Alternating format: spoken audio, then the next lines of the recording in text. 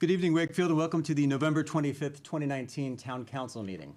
We'll begin this evening with the call to order at 7:03 p.m. Item number 2 on the agenda is the Pledge of Allegiance. I am proud to introduce tonight the captain of our ship, a legend in town, Mr. Tom Stapleton. Tom has been a part of our community for many years. He's a lifelong resident. He has been involved with WCAT for the last many years, and since 2006, he has been at the helm as the captain of this entire crew. So with that, Tom, please, if you would. I pledge allegiance to the flag of the United States of America and to the republic for which it stands, one nation, under God, indivisible, with liberty and justice for all. And I should say that this will be the last meeting that Tom will be presiding over WCAT, as he'll be moving on from us. And Tom, I believe I speak for all of us on the council when I say thank you. We and this entire town owe you an incredible debt of gratitude for all that you've done for this community. Your commitment to public access television, your commitment to keeping the residents and the community informed of events, your enthusiasm, your creativity, your willingness to do everything, to taking this show on the road and broadcasting from the Common. You were one of the key people making that happen. And we are just so incredibly appreciative of all that you're able to do. We're very thankful for all that you've done to inform our community. And we know that you leave a very big shoes to fill. And so with that, I just wanted to, on behalf of all of us here, just read aloud a citation of recognition for you. And it says, whereas Tom Stapleton is a lifelong resident of Wakefield, and whereas Tom Stapleton is a graduate of Wakefield Memorial High School, and whereas Tom Stapleton went on to obtain a degree in communications, whereas Tom Stapleton first volunteered at WCAT as part of the production crew, went on to become a board member, and in 2006 became the executive director, a role he has held with distinction. And whereas Tom Stapleton is very active in our community, including as a member and past president of the Wakefield Rotary and tireless supporter of community-based television. On behalf of the entire town council, Tom, I thank you for all that you've done for us and for our community, and it is a great honor to provide this to you on behalf of the council. Thank you so much. I appreciate that. I'll come get it. Okay,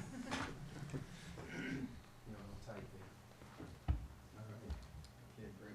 Thank you very much. Thank you to all the board, town council. Quite welcome. No, I don't have anything to say now. I should say that Tom did mention that he wanted to speak at the beginning of the meeting because he's so committed to his work.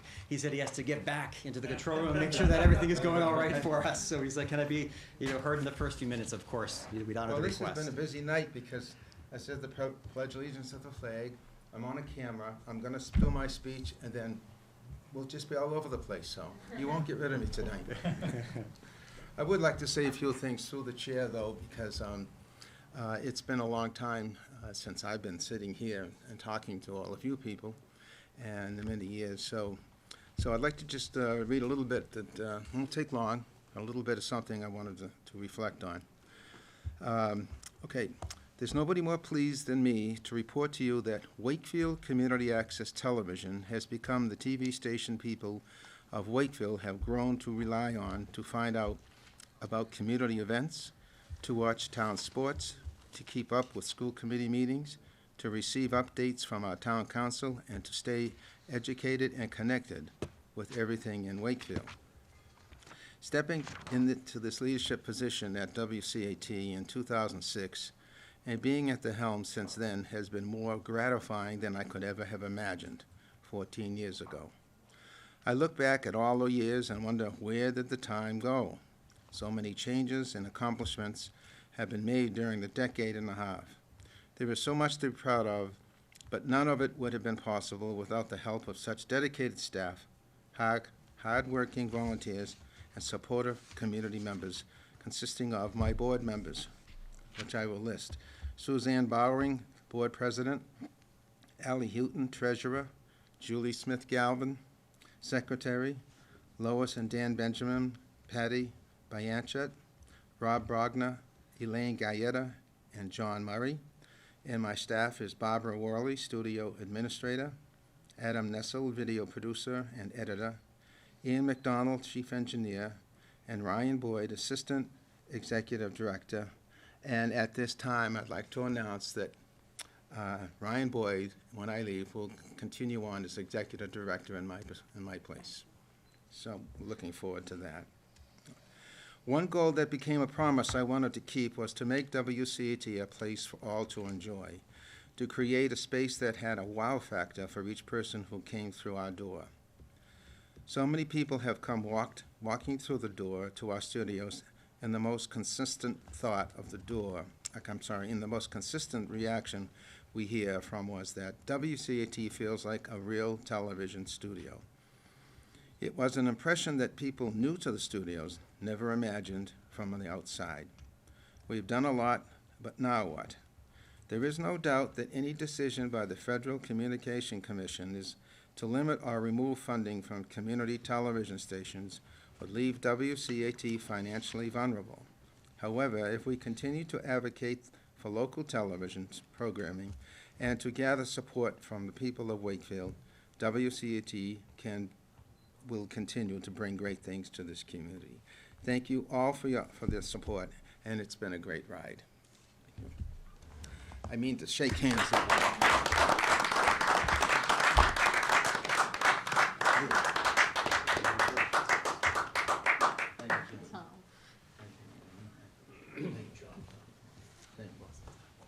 Thank you.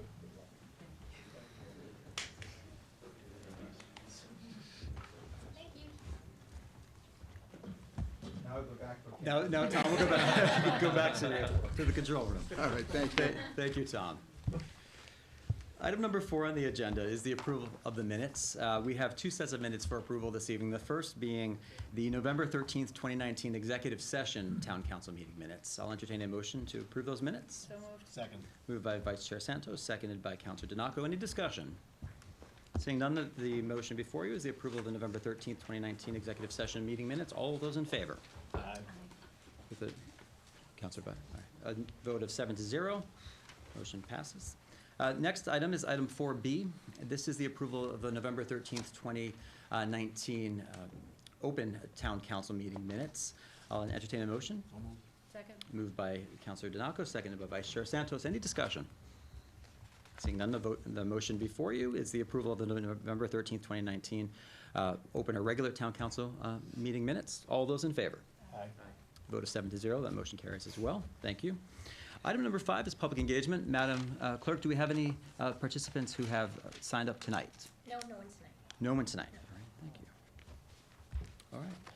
We'll move on to item number 6. Item number 6 is committee, board, and commission updates. I'll remind those watching that we have endeavored to have regular updates from the various committees, boards, and commissions in town to let the town council know and the community know what they've been going on, what's been going on with them, what projects they've been working on, what's off on the horizon, and it also allows us an opportunity to ask any questions that we may have. So tonight, I am pleased to introduce the Wakefield Planning Board that will be providing us with an update of what they've been working on.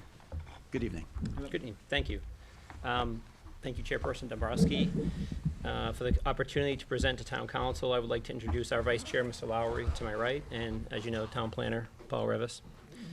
Our goal this evening is to inform Town Council of how our Planning Board operates and share some of the activities we recently participated in. For the record, are there any members of Town Council that served on the Planning Board? Just one. Thank you, Mr. Donaco. It's good to know. Before we start, we request that we want to go through this presentation, and we request that any questions that you have, if you hold them to the end, that we can go into detail on anything that you like. So, let's see how this clicker. All right. So, Planning Board defined, as you know, we're under MGL Chapter 41. We're a 5-member board. We meet on the 2nd and 4th Tuesdays of each month. And we act on, we have public hearings. We act on special permit granting authority as defined by our town bylaws, which right now is on the overlay district. We are responsible for preparing, adopting, and issuing a master plan. I don't want to read all the slides. These are the 5 members.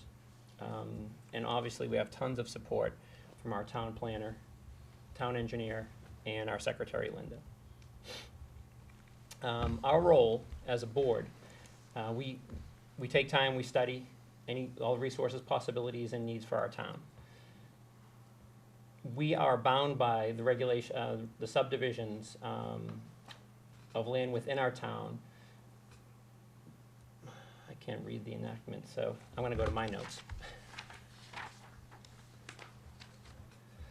So we have, we make recommendations at town meeting on all proposed warrant articles, which affect land use and development, including but not limited to proposals to amend the zoning bylaw and zoning map, which we've done, and we have some examples of that in the presentation tonight.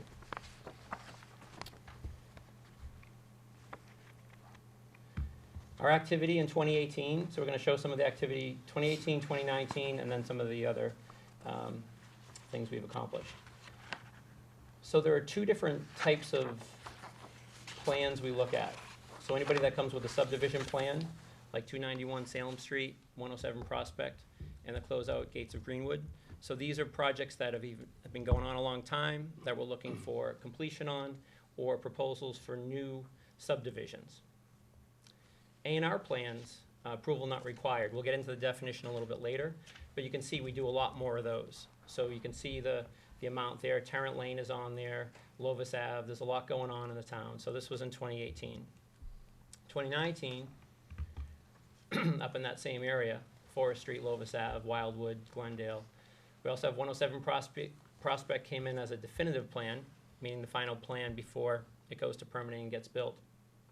Montrose School Lane, which is a subdivision from a while back. We had some issues with the restrictive covenants, meaning what type of trees can be cut down in this area, a buffer zone between the properties. And that took a lot of time, and we enlisted on town council as well. Thank you, Mr. Mullen helped us with that. Some other A&R plans, and that was Oak Street, and just recently 706 Main Street. That was 2 weeks ago. So what is an A&R? This is something that we spend a lot of time on, and it's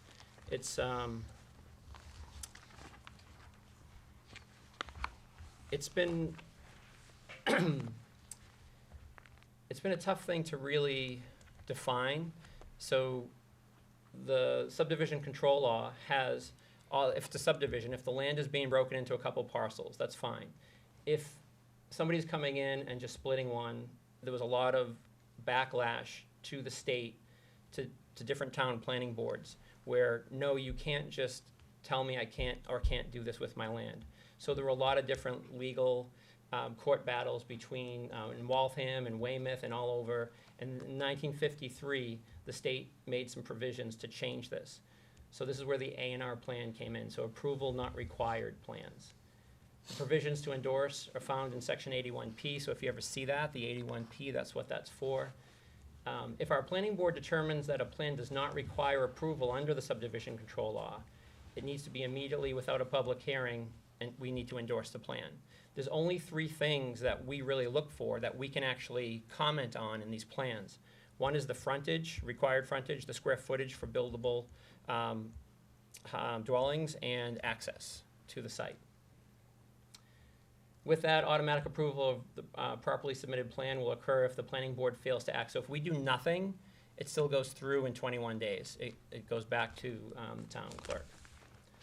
And once endorsed, our planning board cannot rescind the A&R. So it's something that we battle with a lot. And what we did to help with this is we put together a list of requirements that we want to see on the plans that will help us and the process move through the planning board. So when we receive an A&R plan, a lot of times they were missing certain things, like the existing buildings, dimensions of the existing buildings and how far they are apart from each other or where they are to the boundaries.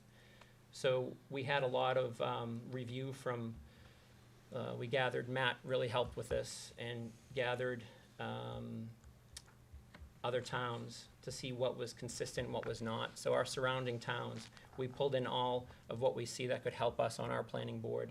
And we put together requirements to be consistent, and then the rules and regulations, and we updated the subdivision rules and regulations, section 324 for the A&R plans, which has helped us a lot with the process.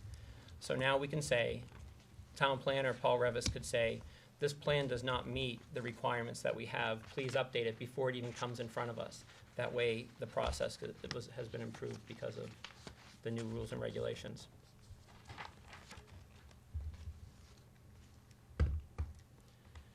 Another thing we looked at in the town were the local trees. So reviewing what we have, the species throughout and all that stuff. What would happen is developers would come and just pick trees.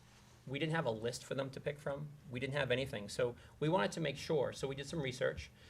Together we gathered, Paul Revis gathered some, the Arnold Arboretum, and one of my favorite places, the Mount Auburn Cemetery.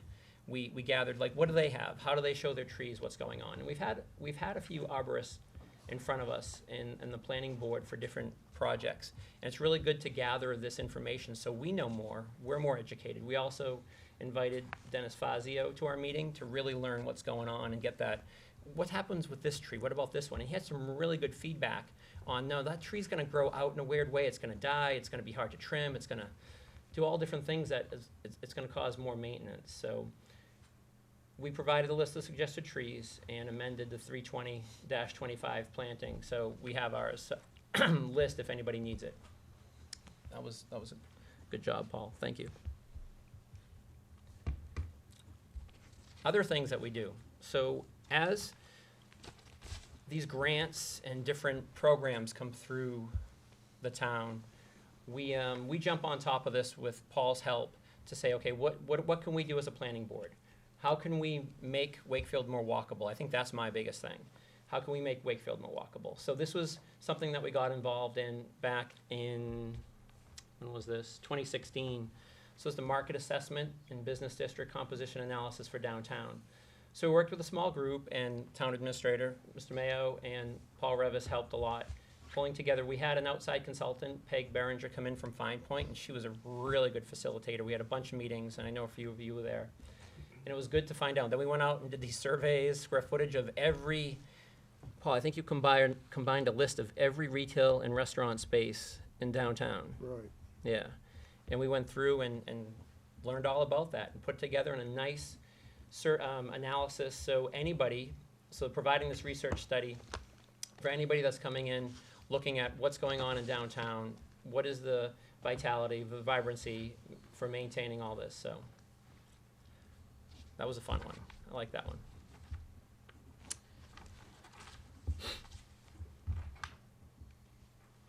Albion Arts Corridor. This is something that is true and dear to me. I think just having a corridor that, from my kids going to Kid Castle since they were 2 or 3, to just having the Thursday nights and First Thursdays and everything, getting involved with the MAPC to help with this, to understand what can be done, what are other towns doing, having these professionals come in and tell us what's going on in other places to really give us an idea of what we could do. So the study provided options to position Albion Street as a focal point for an arts and cultural district. So this is something that started it. As Mr. Carino gave me a tour, he was so excited the first time I walked through the arts building just to see everything. And my architect brain is thinking, nobody can get in this building, it's not accessible. What can we do? There was like so many big things that were going on. But just the passion he has for that and bringing this forward was good to keep it going. It's good to see this evolve.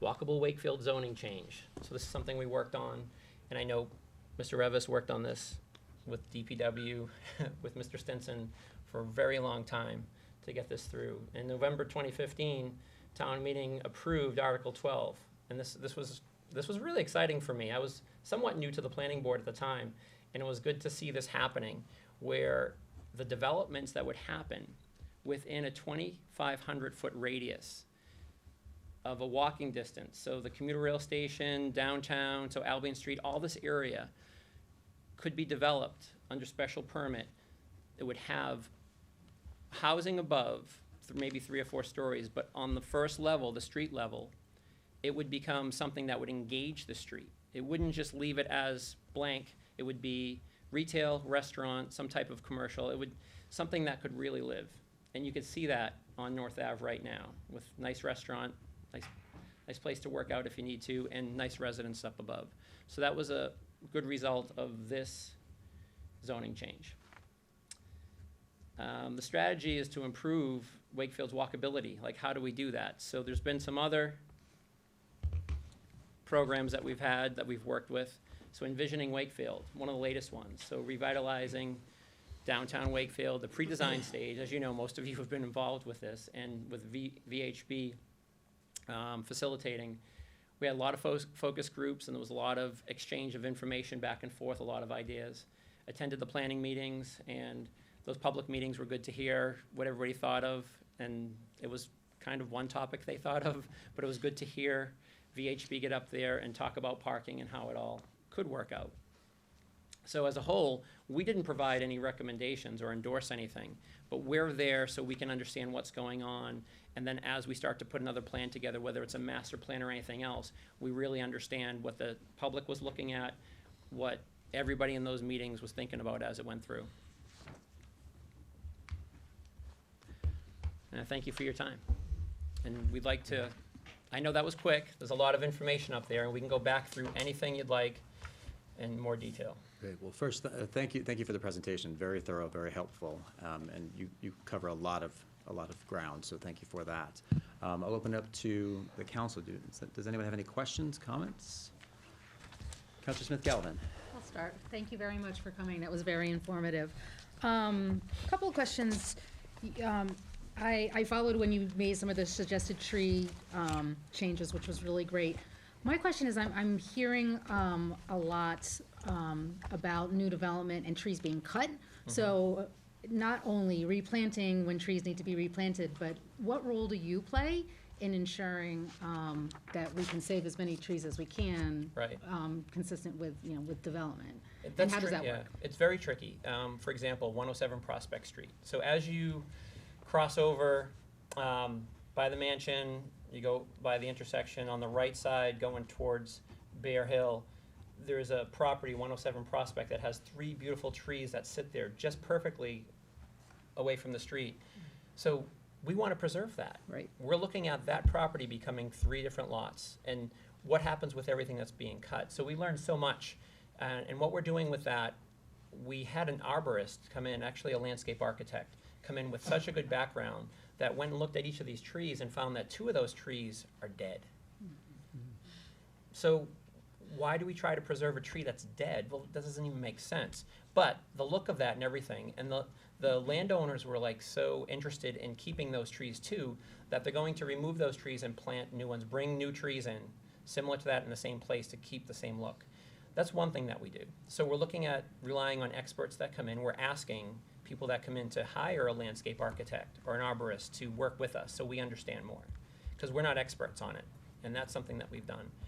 Another thing that we have to do too is when we look at it, there's the new planting, what's it called? The garden that we're doing, the rain gardens. Rain garden. So instead of just putting big Caltech tanks under the ground and paving, we're putting, this is 2 projects I think we've had with this now, where there's rain gardens. So it's more natural.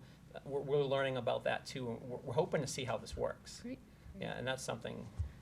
Can I just Yes, a quick, please, yeah. a quick follow-up? So when it's great that you bring in experts, do those go into some kind of like orders of condition? Do you work with the conservation? And I asked the Conservation Commission the same question. Mm-hmm. So how do you make sure that those are being adhered to when you're making those?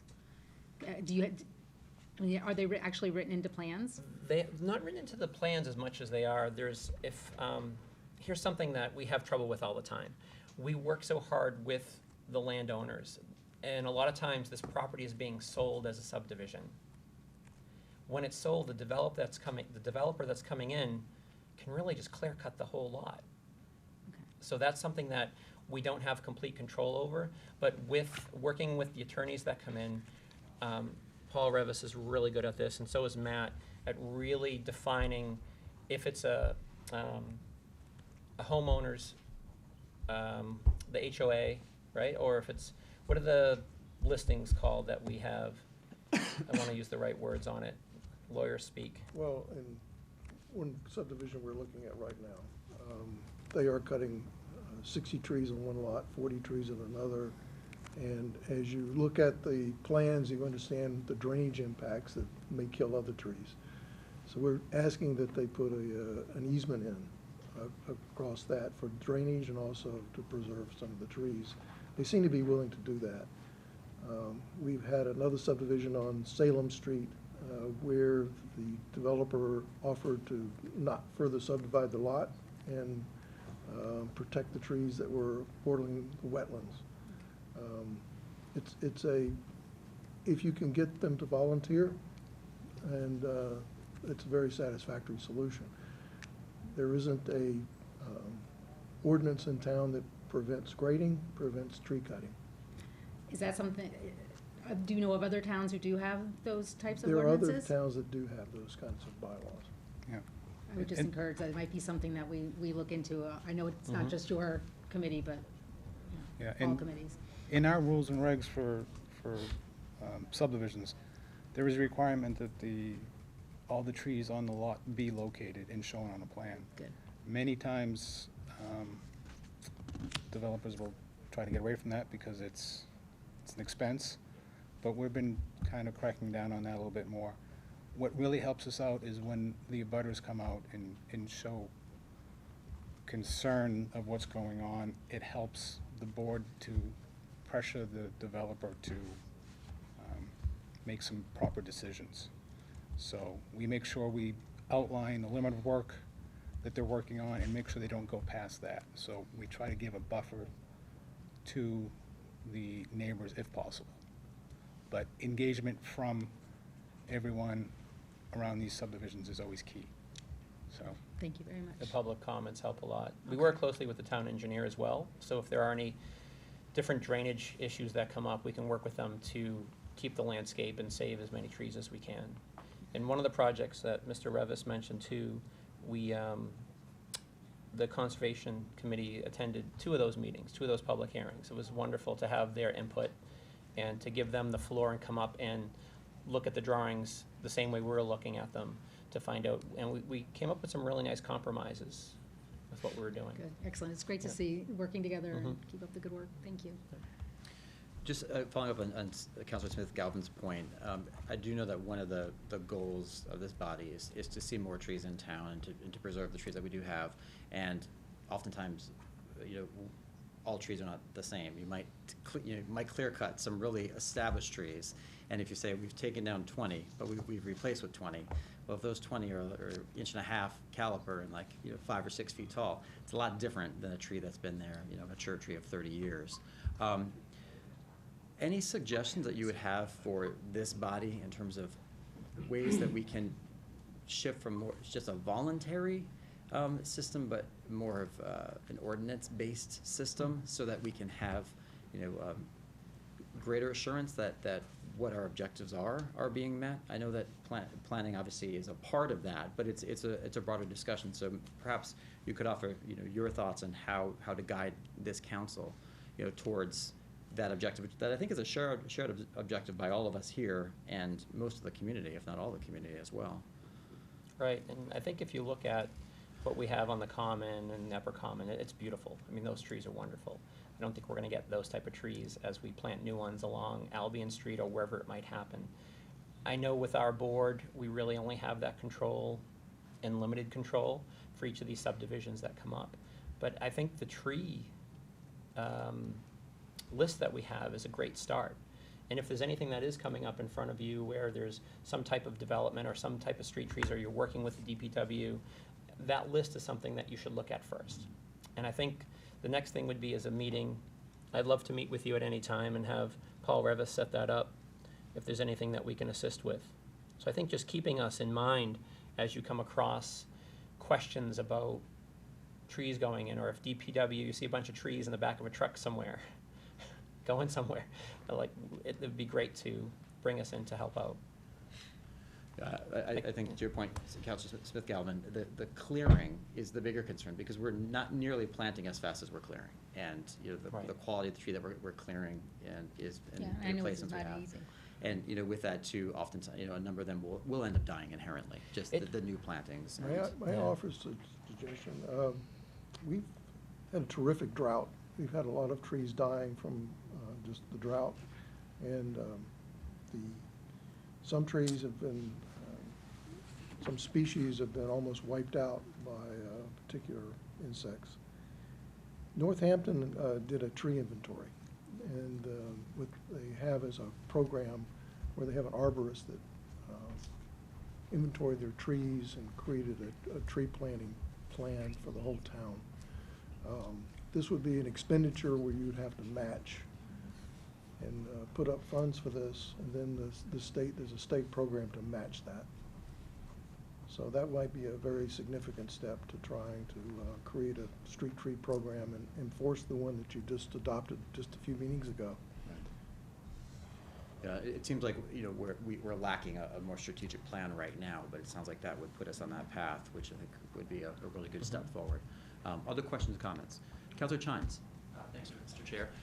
First of all, thanks so much for the presentation and all the great work that you do. It certainly is a lot of detailed work and a lot of important work for the community, so appreciate the time that the planning board puts in as volunteers.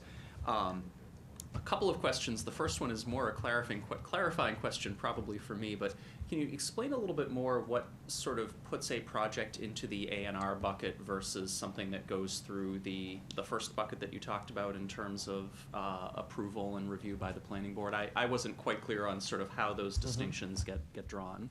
Well, it would be one lot, for example, on Main Street. So on the corner of Main and Charles is Oakhurst? Osterman, thank you. The sign's gone. I don't know if you've noticed. Yep. The sign's gone. The developer purchased the property. That building will come down and 2 buildings will go up. The lot is big enough to support that. They come to us with an A&R plan. So that A&R plan, we can only look at it for the buildable lot size, the frontage, and the access to it. So it's not a full subdivision. A subdivision as if you would drive into a cul-de-sac and there's 10, 4, whatever different lots that are in there that are being sold off separately. Okay, so the distinction is the size of the subdivision, or is it just sort of the access There's an into? existing street. An existing Got it. Yeah, street. there's existing frontage and access to a street. Okay. So if there's an existing street there and you're not putting a new road in, Yep. then you can go through the approval not required process. Okay, got And it. that's Thank you. basically That by helps. right. The only measurement we have is the frontage and the lot area. And if they have access to a paved street, Yeah. it's an approval not required. The planning board doesn't get to say yes or no. We're required by state law to endorse the plan. Got it. Right. So anytime you have basically a new right-of-way going in to access some of those subdivided properties, that's when you come in terms of having the ability to review and approve. The state calls that a subdivision when you're building a road. Yep, Right. okay. And the only part that would change on that, if there are any setbacks that are not being kept, it would have to go through a variance to the ZBA. Got it. And that's another way that it can be controlled to what the building is. Okay. Which that actually gets me to my other question. So we've talked a little bit about some of the work and collaboration that you have with the Conservation Commission. Talk a little bit about sort of the relationship with the ZBA and, to what extent is the planning board and the ZBA able to work together on projects? To what extent, are you able to leverage the resources of both boards, or is that an area where you'd see some opportunity for greater collaboration, greater mutual support? I think there's always an opportunity for greater collaboration. And I know the ZBA has tons of projects. And I know they presented maybe a month or so ago, but they are just so backlogged on projects. Their meetings run a lot longer than ours into the evening. They are looking at way more than we are. I know the collaboration that we've had is, in my tenure, has been more about what is the parking, what is the drainage, what's happening around the street surface, the trees, where's the entry, is there enough frontage? That's what we've worked. We don't work with the height of the building, the setback of the building, the look and feel of the building. And we definitely don't add lights to the outside of the building. This is not what we do. We really work closely with again, the drainage and the parking and the access. But some of the smaller subdivisions that we've been working on, specifically one on Salem Street, the developer came in to put in a cul-de-sac, basically to put 2 houses in. We looked at it, and with a variance from the ZBA, they could get 2 A&R lots in as long as they got a variance. So in that case, we worked hand in hand with the ZBA, and basically the application went through a simultaneous process. We have others where they might go through the ZBA, through Concom, and us at the same time. Each step of the way, we're basically, we are working together. We're not in the same room, but a lot of the decisions that are made are spread out between the boards. They all have a say in it, so we kind of work together in those. And there's a lot more subdivisions like that now with smaller lots, issues with wetland resources. They try to be a little more creative. And we understand that people have a right to develop their land as long as they, look at it properly, and with all the boards involved, hopefully we can help some of these people's whose rights are to develop and to use their land, and we help them out, so. The main goal is to May I listen. Sorry, go expand ahead, on Paul. that? They had, in that case, they had an as-of-right subdivision. Planning board would have had to be required to approve that subdivision. It met the zoning, it met all the subdivision rules and regulations. The advantage of doing what we did with the zoning board of appeals was less asphalt on the ground, so that it improved the drainage and less heat coming off the asphalt that, and into the atmosphere. And it also probably resulted in a better project. Visually for the neighborhood, you're gonna see 2 houses sort of fit into the neighborhood rather than a big cul-de-sac with houses set back from the street rather than being up on the street. Great. Just one last thing, Mr. Yes, Chair. Councilor Chang. First of all, appreciate all of that, and I think, what you've described is a good example of how we can collaborate, and I think to your point, Mr. Rivas, sort of look at the totality of the project in a way that makes sense for the neighborhood and for the community.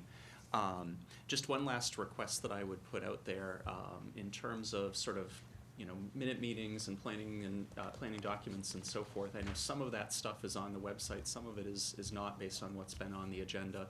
I think we encourage this with every other board and commission that comes forth, but would ask that, that information be out there so that the public has a chance to see that as well. But again, great work, and appreciate all the time and effort that the board spends on this. Thank you. Thanks. Thank you, Councilor Chines, for comments and questions. Anyone else? Councilor Denaka. Gentlemen, it's a hard task that you do, going through the subdivision rules and regulations, A&R plans. It wasn't easy 10 years ago, it can't be any easier now. With that being said, a lot of issues were touched on by various councilors. My concern right now is on a previously approved plans. If conditions were set on those plans as they go forward, who's responsible from the town to make sure that no one infringes on those conditions? And I'll bring to light the one off of Main Street. Okay? There was supposed to be open space allocated on the property. But when you use a drone and you go up above it, the people who own the houses tore the trees down into the open space, put in basketball courts. I mean, you can see it visible. So who from this town is responsible to go in there and say, hey, listen, you're violating the order of conditions that we set? So someone has to be the enforcer, someone has to be the heavy, okay? And if the planning board is setting those conditions, who do they turn to drop the hammer? How's that sound? That's a good question. We haven't had to, I know with Gates of Greenwood, it took a while to get there, and we had help from the town engineer to go out there and make sure things were legit to the conditions that were set forth. So the town engineer helped us in that case to review to see if what was in the plans was actually being done. So this is what's called an as-built. So we receive a plan, we approve that plan, and that plan, the contractor, developer goes and builds that. Once that's built, we don't have any way of checking to see what's under the ground. But if something does come up, if something's not working right, if the drainage isn't working correctly, that's a tip-off to us that something's not going on. And that's usually a complaint that goes to a town planner. And then we look at the drawings, we involve the town engineer if needed, or the building inspector if needed. Town engineer has gone out to review what's going on with the drainage, to see if it is being cleaned out, if it is being maintained the way it's supposed to be. And that's my experience with what's going on. So if the heavy in this case is the town engineer going out and saying this isn't what it's supposed to be, please fix it. So we've gone through the process with the planning board to go back through the drawings to make sure and hold them, what is it that we hold the money? The Escrow accounts. escrow account. So that was being held up for Gates of Greenwood, maybe 6 years? Yes. Is that about right? So they were being held out on a good amount of money that they didn't receive back as the developer. And I think that's where the checks and balances happen. I'd like to hear from Matt and Paul to see if there's anything else that has happened. Well, Paul, I think in your case, what has to happen is the neighbors basically have to notify the board or notify the building department or someone that something is off. We, unfortunately, we don't have the power to. You can't go do it, you can't No, go do we it. can't I go do it. We respect can't do that. that, yeah. I understand that. But as you just heard from a few of the counselors, we're big on trees right now. And for us to visually see that the open space trees are no longer there on a site that was approved by the planning board, conditioned by the planning board, someone should be going, knocking on the door saying, who gave you permission to cut those trees down, just like what happened in Greenwood recently? Yeah. Open space land that's conditioned to remain open space is under our care. So if we enforced it in one location, why aren't we enforcing it in that subdivision? We need to know about it. So, Yeah. and that's. Let a it lot be of the- known then that I'm letting you people know right now that if you use a drone or use the GIS mapping, you lost a lot of your open space on the back sides up against the rear fences. It's all been cut down. Okay, so be aware of it now. I'm bringing it to your knowledge now. Okay? Okay. Who's going to go knock on their doors and say, who gave you permission to tear down the open space? And take it from there, because it shouldn't be allowed. If we're not going to enforce that in one area, and we're all big on trees right now, we wanna see a lot of trees. And to address Councilor Galvin's issue, it was the hillside bylaw that we tried to pass a couple of times that would have protected the clear cutting of, tearing apart of the hills. But it failed twice at town meeting. So we had the mechanism in place, we had the bylaw in place, but we couldn't get the support of the town to protect the land from someone from going in there and clear cutting and ripping out all the mountains. And we tried to protect it, but we just didn't have enough support. Maybe 10 years later, you might have that support if you move forward. But I know you'll get it from a few of the councilors here. But my original question is, who's protecting the properties of the subdivisions that were approved with conditions, such as the open space plan on Main Street? Right. I can give you an example of what happened with Montrose School Lane. The abutters complained about what was going on. We went down there, I went down there to visually, to take pictures to see what was disturbing the buffer zone. The homeowner was very helpful, walked us through, explained what they were doing. It was more that the abutters weren't talking to the homeowner back and forth. So a lot of times that's what it is. But we had a landscape architect come in and tell us what was going on, and we learned a lot about Norway maples and how invasive they are, and they were taken over and all these small ones growing into big ones. And if they were cleared out, there was room for some other trees to actually grow and become what they need to be. So this was something, as a planning board, we took some time to understand what was going on, and came to a good compromise and an agreement with that zone in there. So that covenant stayed true. So it was only alerted to us by the abutters, and we did something about it. We did need to work with Mr. Mullen to help us with some of the legality side, but I think it worked out well. So there's another case where we didn't need the building inspector because it wasn't building. We didn't need the town engineer because it wasn't drainage. Right. And we ended up having them, the homeowner, hire a landscape architect to give us the feedback we needed to make the right decision. And that works. Mhm. in It that did case. work. I mean, you're doing the best that you can. It's just, and you can't have eyes everywhere. So, Right. I think following up on Councilor Donaco's point, perhaps we could turn to Town Council Mullen. Mr. Mullen, is there such a person within our existing government that has that enforcement responsibility? You know, if an order of conditions is not being met, who is the enforcing mechanism, if there is one? So it would not be an order of conditions, that's the term we use for a Conservation Commission order. Here, we're talking about the terms of a subdivision approval. And it depends.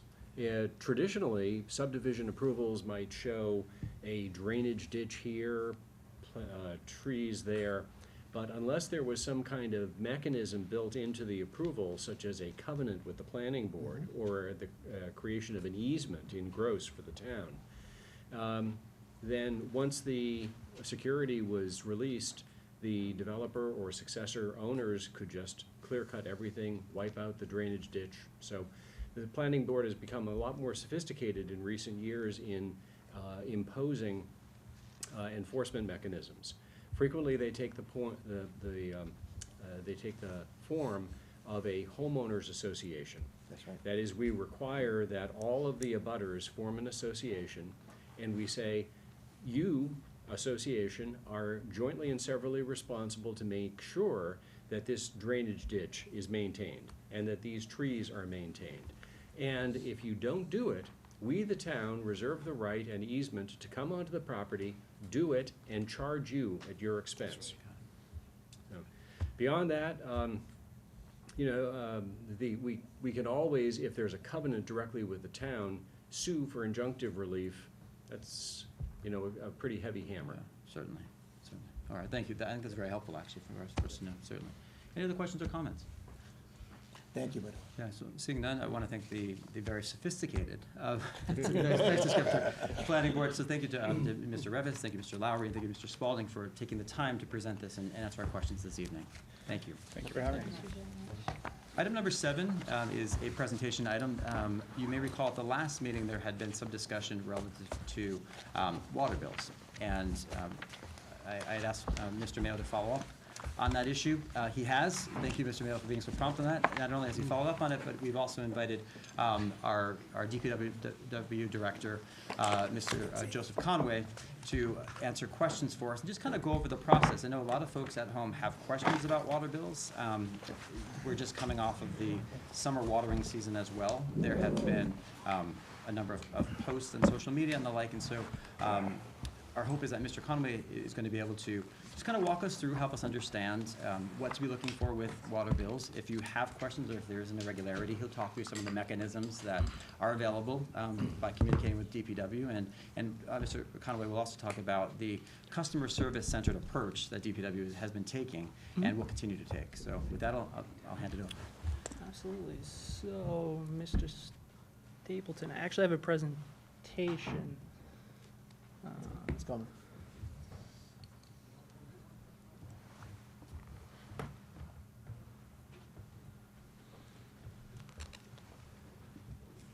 Okay, perfect. So thank you for having us here tonight. Joe Conway, Director of Public Works. To my left, Steve Fitzpatrick. He is the Supervisor of Water and Sewer here in town.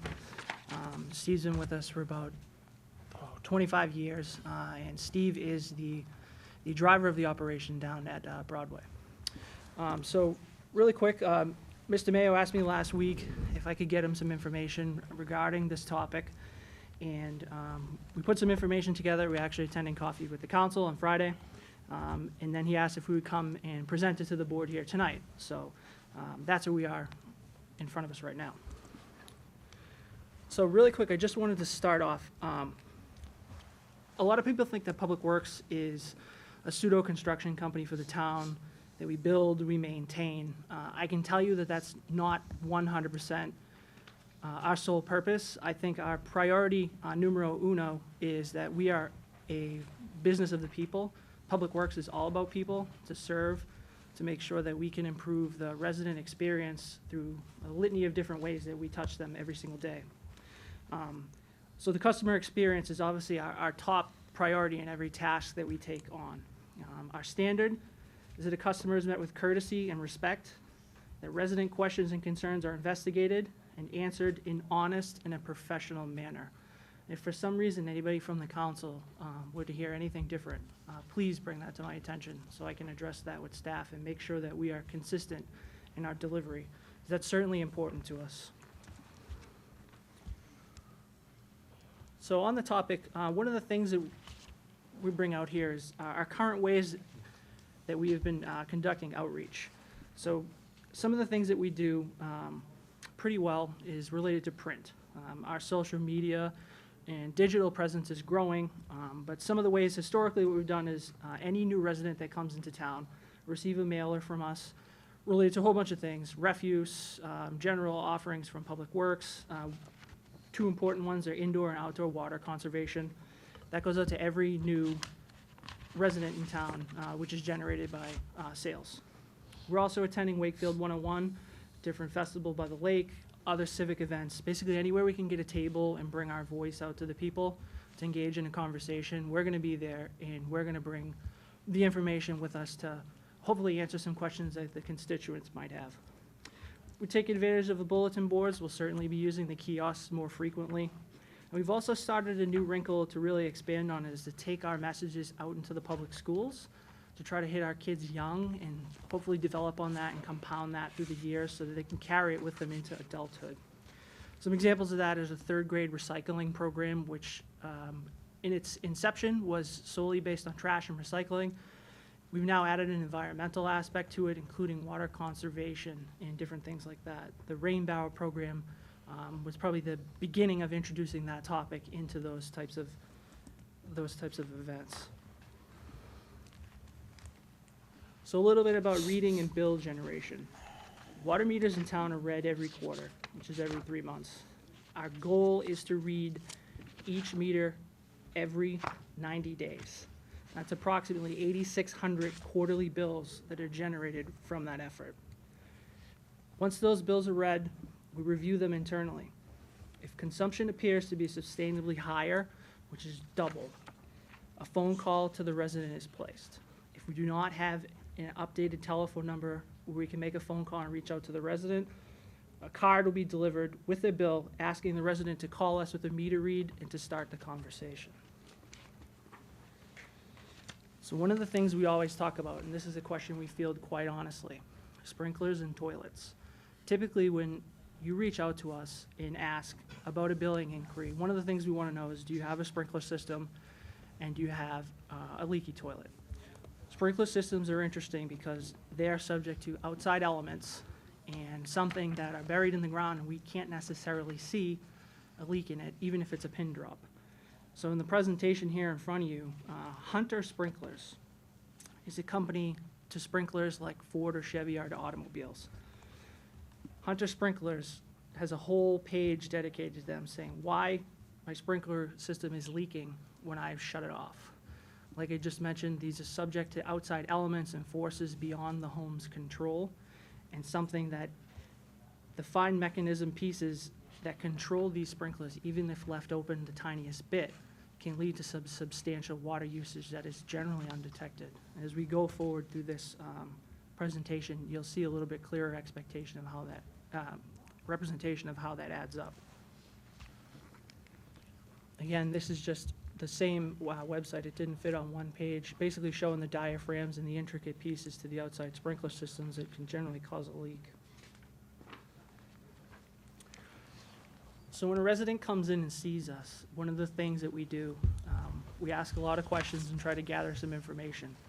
The other thing that we do is we go back through consumption history and we try to see if there's a pattern or a trend here. This is a consumption history that's generated from our billing software.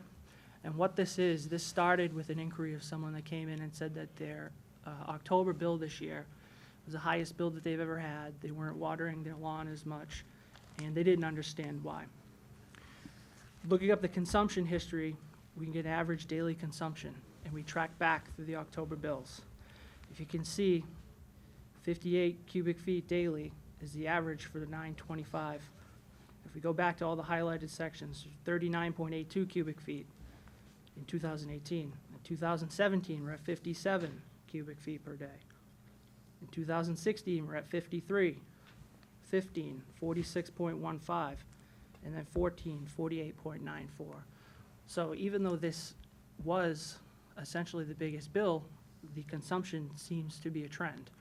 This is something, we've noticed a pattern here, and it's not your typical bill.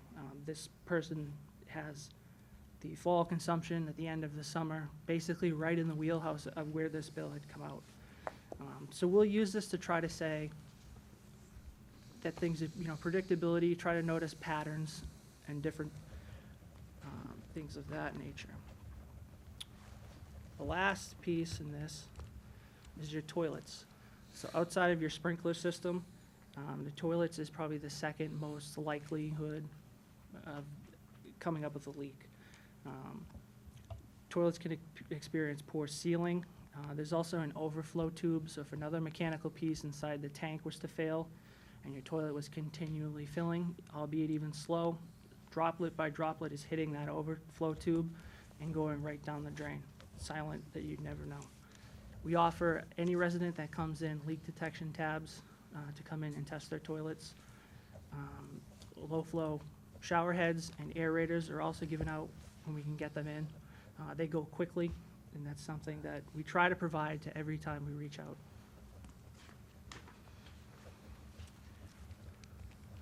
So just a quick example of how a potential leak can really add up. As a point of reference, you'll see there's a ruler on this page right here. And this is something that was an outreach tool that we gave out to residents a few years back. If you see on the very bottom of it is a 1/16 inch hole. I put a dime on there just to show you kind of perspective of how small this is compared to something that we generally all understand the size. At 60 pounds per square inch of pressure over 1/4, that equates to 74,000 gallons lost, or 9,800 cubic feet, roughly. So something this small could be driving your bills up to a point where you're going to notice it at the end. This piece below it is just a breakout of that. This is something for me, seeing this really kind of put it in perspective that even the smallest of the hole can really drive up consumption. And if undetected, again, if undetected and outside, something that we can't see, it's something that, is serious cause for, increased consumption. Probably about July, the new rate came in. The council voted on, and we reinstituted the water and sewer service charges that were taken away in 2006. We originally had consulted with our IT staff in-house to see if there was a way we could itemize the bill. It was recommended to us that communities typically don't do that. It goes through the public meeting process, and to do something like that might require getting the vendor involved and having to pay to reform at the back end so that each item can be broken out. As those bills came in, we were receiving phone calls, people, checking their bills like they should be doing, and coming up with the question of the math just doesn't seem to add up for us. When I explained it and went through the process of the service charges brought in, the math did make up in the end. So what we did was we went back to the software company that does all of our billing, and we contacted them. We were hoping to get this done for the October billing, but it did not come through in time. But for the January billing, each line item on your bill is itemized. So we wanted to make sure that we were promoting transparency with this, and that there wasn't anything that anybody thought was hidden. That wasn't certainly the intent, and I think going forward it'd be much easier to understand how all the charges add up to the aggregate total in the end. So Councilor Chines, you hit a little bit on this next slide actually at the last meeting. Steve and I often talk about different ways that we can bridge the understanding gap. This is something that is a lot of information that's said in different ways that sometimes to the layman might be hard to understand. So you kind of beat us to it, but some of the things we have in the works is we really want to leverage the Public Works webpage. Steve, I don't want to steal your thunder if you want to comment on some of your ideas. Yeah, we're actually thinking about like creating a informational, interactive water meter page on our website. It would show, right now it's still in draft concept, but it would show all the 3 different types of meters that we have in the system right now. And it would show residents how to read the meters that they have, identify which one they have. We'll also have a calculator on there, so that once they understand how to read the meters, they can insert the reading for a particular day, wait a day, 2 days, 3 days, whatever they'd like, insert the next reading, and then that will calculate what their usage would be. That would calculate what their projected quarterly usage would be on a 90-day period.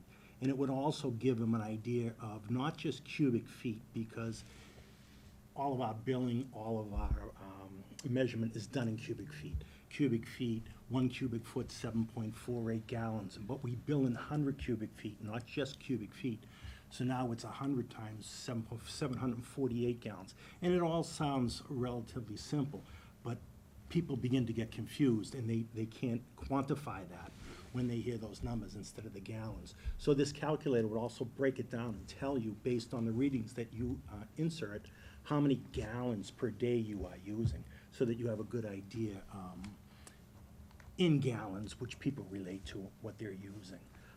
Joey just mentioned a few minutes ago, he showed you that consumption history, and he was showing the quarters that were 50 cubic feet a day, 53 cubic feet a day. Well, 50 cubic feet a day is 374 gallons a day. People don't believe that they use that much water, and that's in the high quarters. They don't think that. They think that they're using, it's just a guess, but I think if you asked a lot of people, they would think they were using 80, maybe 100 gallons a day tops. They use quite a bit more than that. And then the leaking irrigation system, like Joey said, showed you on that ruler, 1 small 1/16 of an inch leak, and you can lose 74,000 gallons a quarter. 2 of those little leaks on your irrigation sprinkler heads, and now you're up to pretty close to 150,000 gallons per quarter. I hear all the time people say to me that my bill went up 50,000 gallons, and they think at 50,000 gallons, I've actually heard them say this, water would be pouring out my front door. I can't understand that there'd be a waterfall at my house. No, there wouldn't be. There'd just be 2 little sprinkler heads outside that are just slowly leaking water by. Totally, you have no idea that it's happening. People come in and believe that consumption is too high, and they believe that in good faith because they can't see it. And so they firmly believe that there has to be something wrong. And the problem is they think it has to be something wrong with the meter, and that's not what it is. The meter just simply registers the volume of water that passes through it. And leaks in the irrigation in toilets, just common throughout the industry. It's not isolated to the town of Wakefield. I have, before I left the office, I printed out a page, I won't bother reading, off the MWRA. There's a page off of, that the EPA also published that talks about irrigation, sprinkler heads, and how much water is wasted every year in people's houses. If you go on any town or city's website, they address, they talk about this. So it's not something that's isolated to Wakefield by any stretch of the imagination. So I would say lastly too, if there's anybody that comes to this body, or anybody out there in general, I said, we're in the people business. We like solving problems. Come to us. Bring us, your questions, your concerns. We'd be more than happy. Mr. Chairman, we sat down and we broke it down for you Friday morning. That's how that conversation goes every single time. We're completely willing to invest the time in to explain. Steve's folks are excellent. If for some reason, somebody's really got a lot of questions, we have no problem meeting out, with you on site. We'll have you come in for a meeting. We'll pull together whatever information you're looking for to help try to get to you know, some sort of either resolution or general direction to see if we can rule some things out or rule some things in. So you can reach us through our online service requests or via telephone. And like I said, you know, we're here waiting for the call. So by all means, if anything comes up, you know, the service is there. We want to come out and engage. So with that, I'd open it up to any questions if anybody may have it. Great, thank you both. Councilor DiNarco. Thank you, Mr. Chairman. Thank you very much for the presentation. Greatly appreciate it. I really thought there were going to be a lot more people here, to be honest with you. If I had a bet, I would have been losing money tonight.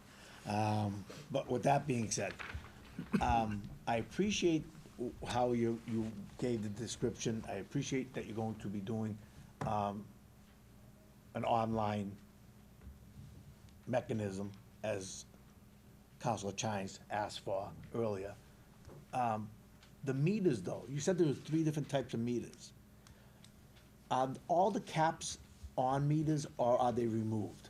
So can every person who has a water meter in their house, can they read the meter from inside the house? Absolutely. Yes. If someone has a cap on it, who should they go see or ask to?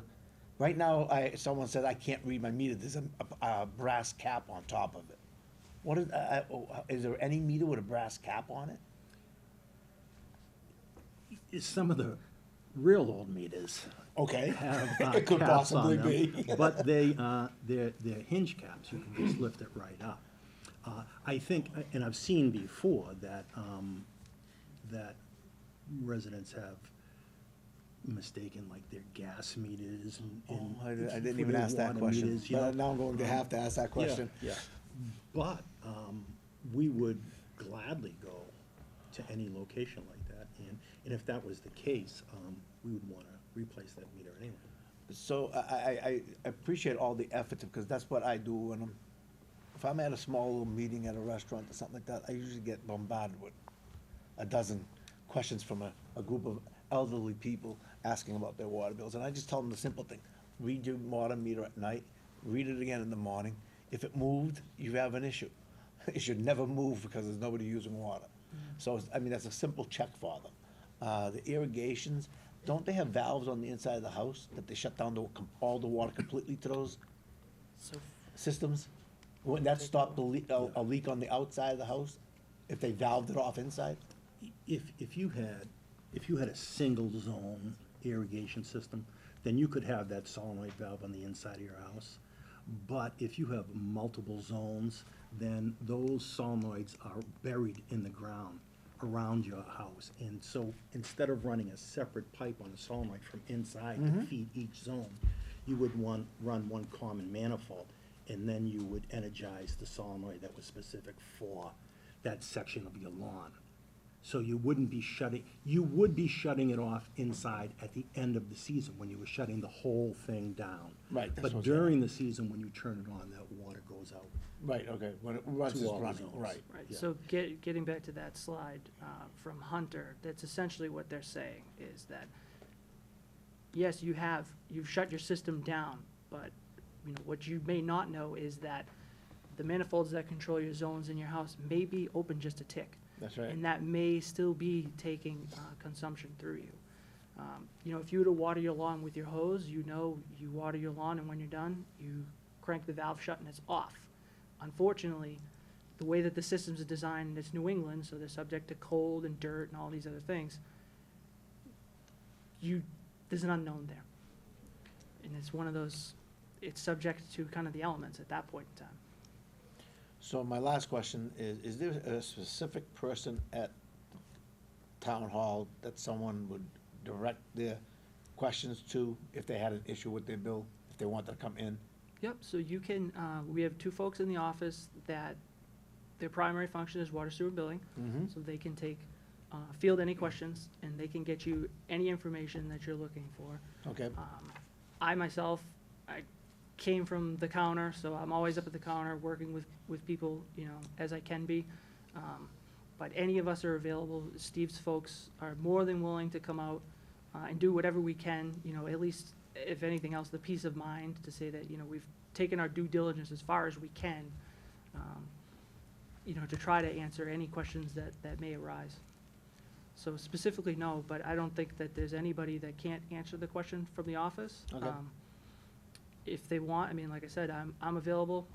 I'm not opposed to sitting down with residents, neither is anybody on the staff for that Excellent. matter. Thank you. You're welcome. Vice Chair Santos. Joe and Steve, thank you so much for coming, and it was great talking to you last Friday morning. I think if I ever had heard about someone having an issue with customer service, I would certainly go to you directly. I wouldn't necessarily say it out here because I've never heard that. I have only heard people talk about how good it is to deal with you folks. And I would imagine that if people are having difficulty understanding their bills and their bill is high, when someone's trying to explain what the problem could be, that can be very frustrating. So people's perceptions that they might not be getting the answer they want, I can imagine can be tricky, but I have never heard that anyone on your staff has been unprofessional. And in fact, I know that Steve Mayo received a beautiful letter earlier this month, which from a parent whose child with disabilities worked as an intern with you, and just this woman wrote such a beautiful letter about how grateful that they both were for giving their son an opportunity to intern with DPW. He had such a wonderful experience. The staff and workers were fabulous to him. He mentions it all the time, and in fact, the internship led to a summer internship and then to working over the Christmas break. So it's nice to hear the good praises that you have. And thank you for all you're doing and for moving the department forward. I'm gonna go back and check my toilets now, because I think that's the problem with my increased Number is bill. right- I'm not the number's blaming right there anyone if but you my need some house. help. And, you know, I appreciate Paul's recommendation about checking in the morning and the night, but I know in my house, after, you know, you get to a certain age, definitely using the water at night. So there, Using bathrooms all night, so there are, I don't think that's a foolproof. there are some other things too, so each But meter, thank you. each meter has a leak detection feature to Yeah. it. We wanna make sure that we highlight that, Good. so, you know, the self-service portion, Right. people can understand to, you Yeah. know, kind of take it into their hands for a moment to evaluate it, and then when they make the phone call, you know, they're a little bit more familiar with the Yeah, system and things like that. But thank you, you're doing a great job. Thank you. Thank you both. Add to that. Councilor Smith-Galvin. I just have a quick question. So it sounds like most of the concerns you get are about water. Do they ever see kind of big changes or have complaints around the sewer? Do you see similar leaks or sump pumps going in that you can identify, or is there any kind of equivalent on the sewer side? So if we see a sewer sump pump, if we see a sump pump connected in the sewer, it's a legal connection. So Okay. they would definitely see us at that point in time. They might not come. Because we end up paying for it at the end. Right. Sewer's not individually metered, it's Ah, metered okay. as the town. I see, So okay. it's a little harder there. We don't really. It was see just a anything. question. I knew that you had mentioned sump pumps at one point, and I wasn't sure kind of how that. Yeah, I mean, That all some related. pumps are, you know, what someone might think is they're doing themselves a service by evacuating their basement of water, but actually what they're doing is they're taxing the system that ends up being metered flow that impacts the whole community. So some pumps are something where, you know, we generally work within the right of way, but if for some reason it was brought to our attention, those are things that if the connection is not legal, then it has to go. Okay, thank you. Other question? Councilor Chines. Thank you. Just a quick comment. Thank you to both of you, both for the presentation and also for the proactive approach that you've been taking to get information on the website and out to the community. I think it's really helpful to have the information there. You know, we joked at our last meeting, we had sort of home tips from Councilor Donaco on, you know, what to do if you thought you might have a leak in your house. And I think one of the things that discussion highlighted is that, you know, Councilor, you're probably one of the exceptions in terms of understanding how the mechanics of your home work. Most of us don't have that level of expertise. And so I really applaud you for getting the information out there, and maybe as sort of a request to ask you and your staff to keep in mind that it's important to be patient with us as residents. You know, again, we don't have that level of knowledge, and so while it might be, the explanation might be clear from the folks on your staff, for a lot of us, it takes a few times to really understand what the reason is. So Absolutely. really appreciate, again, the efforts that you've made to So our dumb goal, it down for the rest of us. our goal is to understand the audience, right? So we need to make sure that our message fits everyone from, you know, someone who's not handy or has no knowledge of anything like that to being able to talk directly with someone that's in the plumbing industry. The goal for the website pieces and interactive is to keep it more of an elementary level. I know that's probably not the best way to phrase it, but very easy to understand.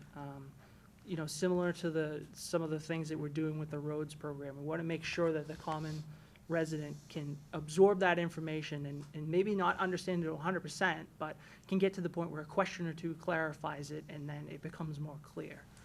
So that's certainly, you know, the driver behind any of this is to develop it in such a way where it's concise, consistent, but then it's also clear conceptually.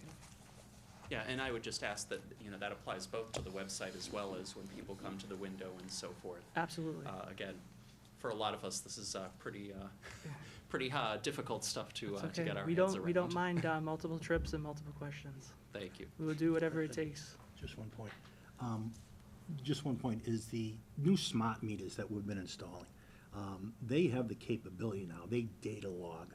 So if we go to a residence and their bill is high, their consumption's high, and they don't think that they have a leak, we can download that meter and we can get 90 days worth of 1 hour intervals.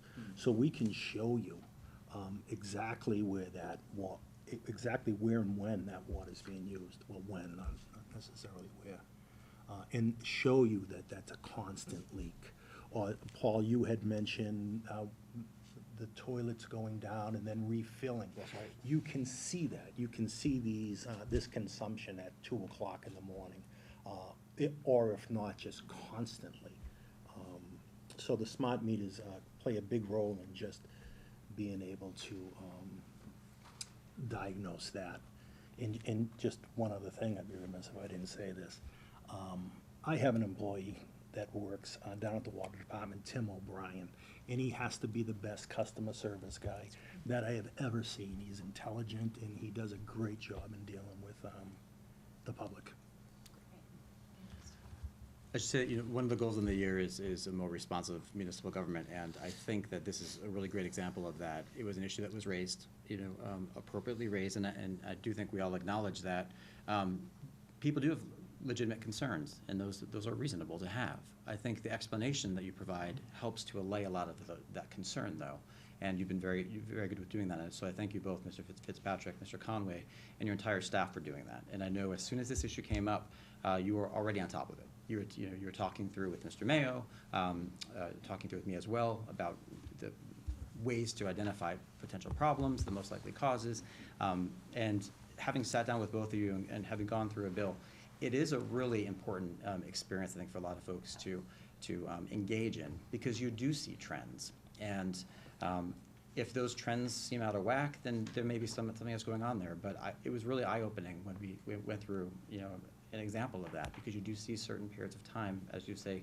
Mr. Conway, there are periods where you just have a higher usage historically, and if that's trending, you know, consistently, that could be an issue of usage, not one of you know, a problem with the billing itself. I don't know that your slide did it justice, but the small little pinhole on the ruler, I got to see the ruler firsthand. It's literally about the size of the top of this pen. It is so tiny, 74,000 gallons a quarter. With that kind of a hole, it's just the constantly, and you wouldn't notice it, you know, to your point. Right. I appreciate you highlighting the resources that we have at DPW, the leak detection tabs, for example, being the easy one for someone to do, and also to your point, if someone doesn't want to, you know, sit down with the bill, but instead thinks they may have an issue at their home, like you said, you'll come out to the home and you'll help them try to troubleshoot. Absolutely. And I think that's really important for residents to recognize, because the last thing you want to have is folks paying more for their bills than they should be. And if there is an issue, let's try to solve it, because they don't want to be paying more, and we don't want to see them, you know, having these leaks. So I think that's really important. I guess one last plug. I know that we've put it on the website now, but the idea of draining your rain collection barrels, really important to do. A lot of folks may have forgotten to do that, but as we get freezing temperatures, that could create some problems. So True. you know, be sure to do that as well. Any other questions or comments? May I just have one? Yes, question? Councilor Denoka. Oh. No, go ahead. So, may I ask a question, though, now that I'm sitting here thinking of it? When people come in and question their bills, are they questioning the dollar amount or the water usage? Because I'm gonna ask the question, because we know that, I only know that because our water rate is lower than our storage rate. So, but our storage rate is based on the consumption of how much water we used. It's a ratio Correct, the MWRA. on how much it's going to take to distribute, to remove that water. They use so your water is a little bit more black and white. It's based off of metered consumption. Correct. The sewer, the MWRA uses a formula to, generate their assessment for the town. So there's a couple of other factors that play into that. So, but if they used 74,000 gallons, the storage bill side of that's gonna be a lot higher too, correct? So, right, the consumption is always the same, but But it- applying the rate to the consumption for each discipline, Right. does look different. So when I saw the bill, if I saw an $8,000 bill, it wouldn't be solely on the consumption of water. It would also be on the storage Right. side of it as well. Generally, we have some areas of people that are on septic and different things like that, but typically your bill is consumption times the water rate plus the service charge, and then consumption times the sewer rate plus the service charge, and then that gives you your aggregate. Okay, thank you. You're welcome. That's good. I just Mr. wanted Mayo. to say real quick that, great job, gentlemen, thank you, is that I've been at the counter with Joe, and Steve. They'll speak with anybody and go over it and really try to help explain, because it is a little daunting when you come in and you see all these numbers and you don't know what happened, particularly at this time of year. This is after the summer, whether you had a pool, had a irrigation system, or you just watered your lawn, you used more money. You used more water in it, and that means more money. But share with the council so they can see the client that actually, or customer that actually had the sprinkler system in the yard underground go, because you don't see that leak. It's not like you have a leaky toilet, maybe you'll hear it and maybe you know it. Not like you have a leaky pipe in your basement, you'll see a puddle, right? You don't know what's happening with your irrigation system. And we had a really nice letter from someone that really couldn't understand, because all of a sudden they had this water bill, right? And not giving out any names, but I think it was a pretty good indication of what can happen, so people should check this. Sure, do you want me to read the Yeah, I letter? think it'd be great. So I'm gonna redact the first Yeah. little bit, because she states who she is and where she lives, but, so I'm 88 years old and I live alone. My water bill was very high last quarter, and I believe I found the problem. I hired my sprinkler company to close the system and search for a leak. After spending over 4 hours in my yard, they discovered the problem, a leak in the system that drained into a French drain. We have no idea how long it was leaking, but all this water went straight from the pipe back into the ground. Since it was going into a French drain, there was no puddling or running water anywhere. It simply went into the ground away from the house. I know that this is my responsibility, but I believe a large portion of the bill for water being processed through the sewer lines. Since none of this water went through those lines or any processing, I am hoping that you can give me some sort of accommodation on this bill.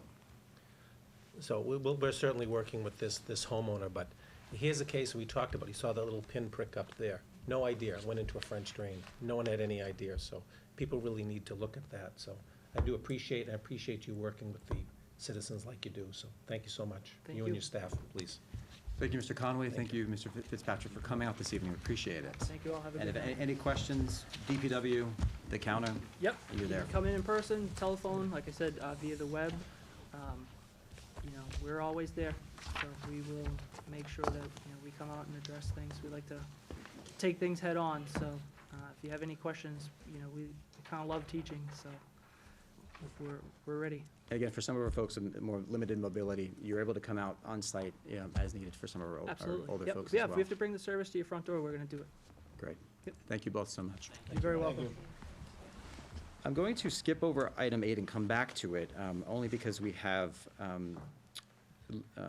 Lieutenant Anderson here for the traffic advisory recommendations, and I think we have some folks in the audience as well. So let's skip to item 9, and we'll come back to item 8 afterwards. So good evening, Lieutenant Anderson. Thank you, Mr. Chairman. Thank you, Town Council. Lieutenant Anderson with the Police Department Traffic Advisory Chair. The Traffic Advisory Committee held a meeting on Friday, November 1st, and we discussed, as you can imagine, a whole host of issues, but we have some recommendations for you. The very first, we discussed parking in front of the new development at number 642 Main Street. There's an old sign there that's right by Dunkin' Donuts. It reads no parking, but it's kind of unclear as to what it actually means. So there's some cars that are kind of parking a little bit too close to the fire hydrant in the corner there. We recommend a no parking here at a corner sign. be installed 10 feet south of a fire hydrant with an arrow pointing north toward Dunkin' Donuts and the Hahn Street. This would cover that entire corner and the road there. Traffic Advisory also recommends actually marking out that one available space there just to make it clear that you can only fit one vehicle there. This will eliminate confusion, keep the fire hydrant clear, and the driveway to Dunkin' Donuts clear in a pretty busy area there. Would you like me to read through all of the I think, why don't we recommendations, take, we'll or- go through all of them, and then we'll vote on them one by one afterwards, yes. The second traffic advisory discussed the continued efforts to improve parking in town, and based on that discussion and a great deal of public participation, the group recommends the approval of the following streets for residential parking permits. That includes Pittman Ave, Cedar Street from Albion to Chestnut Street, Murray Street, Oak Street to Greenwood Ave, Chestnut Street from North Ave to Cedar Street, Gould Street from Albion to Cedar, Greenwood Ave, and Emerson Street from Gould to Chestnut Street. So a little bit on this item number 2. I know that there's some residents behind me that are very passionate about increasing the streets that are available for residential parking permits. Just to give a little explanation about residential parking permits, because I've had a lot of questions come into traffic advisory. Some residents think that it's a resident-only parking sign, but what it would do is keep the current time restriction in place, so whatever was initially approved, whether it be 1-hour parking or 2-hour parking, it would keep that in place, but residents could purchase a resident parking sticker and could park for an unlimited amount of time. So they could park there beyond the 2 hours. The only real restriction would be if there was a snow emergency and things like that. I've fielded quite a few complaints and concerns about the increased parking enforcement.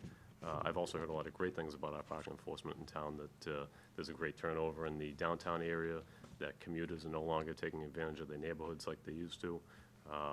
But the concern is definitely a very valid one, and I want town council to really consider these street requests, because these streets are in neighborhoods that are, it's a blessing and a curse. They're fortunate enough to be near the commuter rail, but some people, despite the fact that parking is reasonable in town, are looking to save a few dollars and will park in their neighborhood for an extended period of time, block their driveways, encroach on their driveways.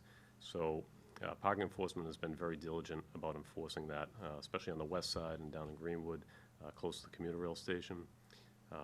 But because of that enforcement, issues have come up with home health aides. When my kids come home for Thanksgiving vacation, where can they park? Could we move our cars out into the street if we had a resident permit? My elderly parents are visiting, and, we're gonna move our cars out into the street, but if we don't remember to bring them in within 2 hours, we're gonna get a parking ticket. I think some of the bigger concerns of the home health aides really are not being able to move one of their cars out and be able to have a spot for a home health aide. So that's why we really have a lot of driving need for these resident permits. And these aren't streets throughout the entire town. They're streets that are really affected by the 2-hour parking, and parking enforcement makes a real diligent effort to make sure that we keep people honest and enforce the regulations there. So that's, in a nutshell, number 2. Number 3, Traffic Advisory received a request from Melrose DPW Director Rick Stinson and Melrose City Engineer Elena Ellis, who's also a Wakefield resident, for a stop sign at the intersection of Hawes Ave in Wakefield and Holly Road in Melrose. So that intersection is shared by both communities. Attached, you'll probably find a drawing of that intersection. It's a 4-way intersection with only one stop sign. So if you look at the attachment, you'll see that it really isn't clear who has the right of way. A lot of times we receive requests for stop signs in there to slow down traffic and things like that, which regulations really don't allow us to do. The primary focus of a stop sign is to make sure that whoever has the right of way is able to pass through that intersection safely. So with only one stop sign there, it doesn't really say who has the right of way. There's actually 3 other sides of the street that could potentially be going at the same time.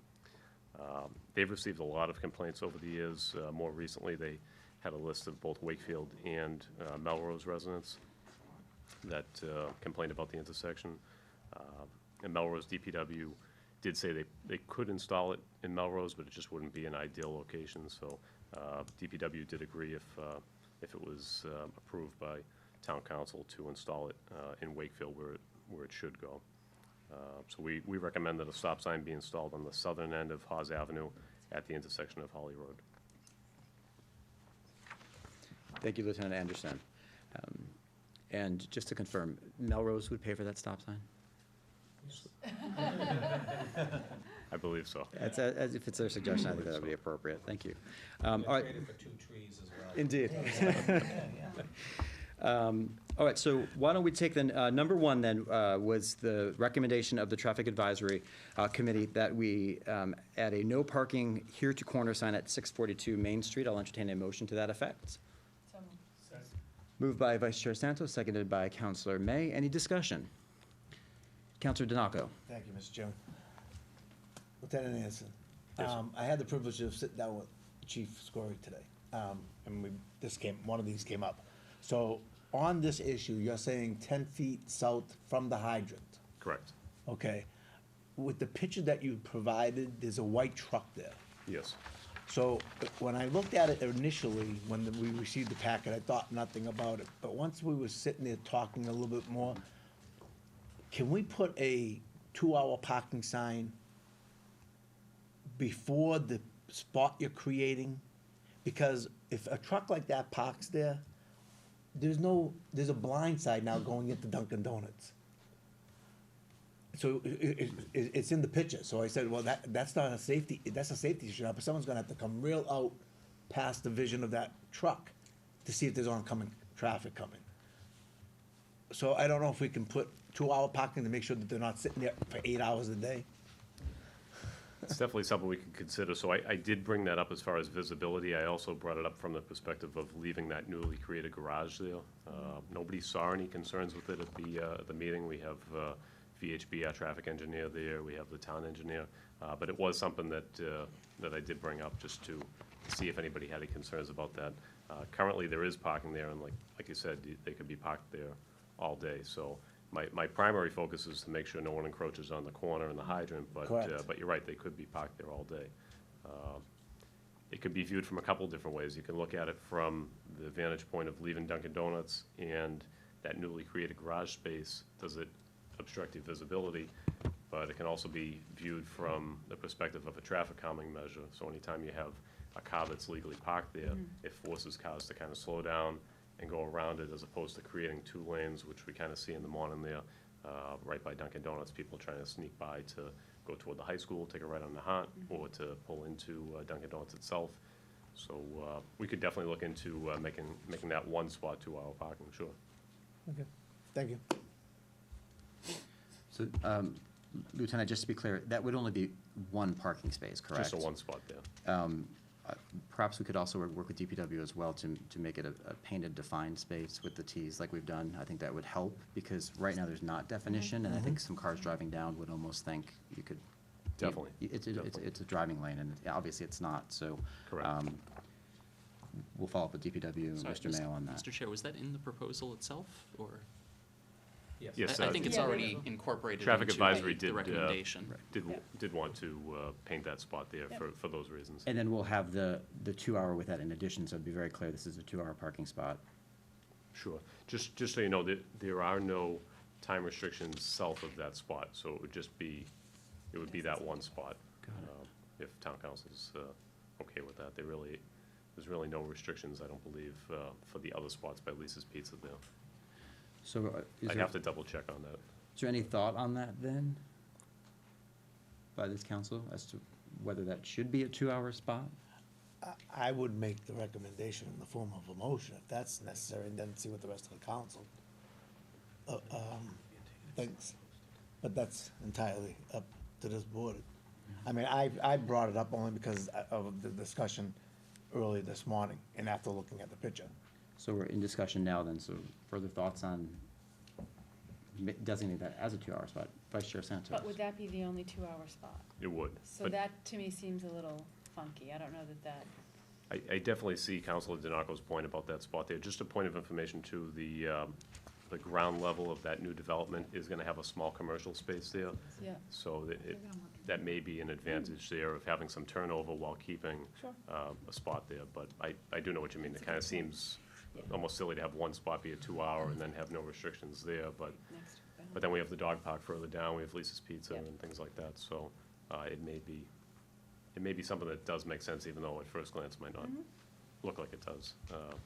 That was our primary focus, was to see if it was a safe spot, and if so, have a spot available for that building. So we may want some turnover there. Now, has there been any discussion at TAC yet about south of that spot and making those 2 hours? There has not. There's not? Not yet. Because another option would be to have that wrapped into a broader discussion about bringing the 2 hours down further. We definitely could. I think that's a better I think that would be approach. maybe I a better agree. approach, if that's Bring it okay. back. So does that work for everyone? Yes. So, Lieutenant, if perhaps you could add to TAC that. Sure. That inquiry, and then determine if it, where we should designate the 2 hours, and perhaps bring that down south. I mean, across from the dog park would seem like 2 hours makes sense. We want Definitely. turnover there in the same way we would a business, certainly. And 2 hours is ample time, even if a very energetic dog, I would imagine.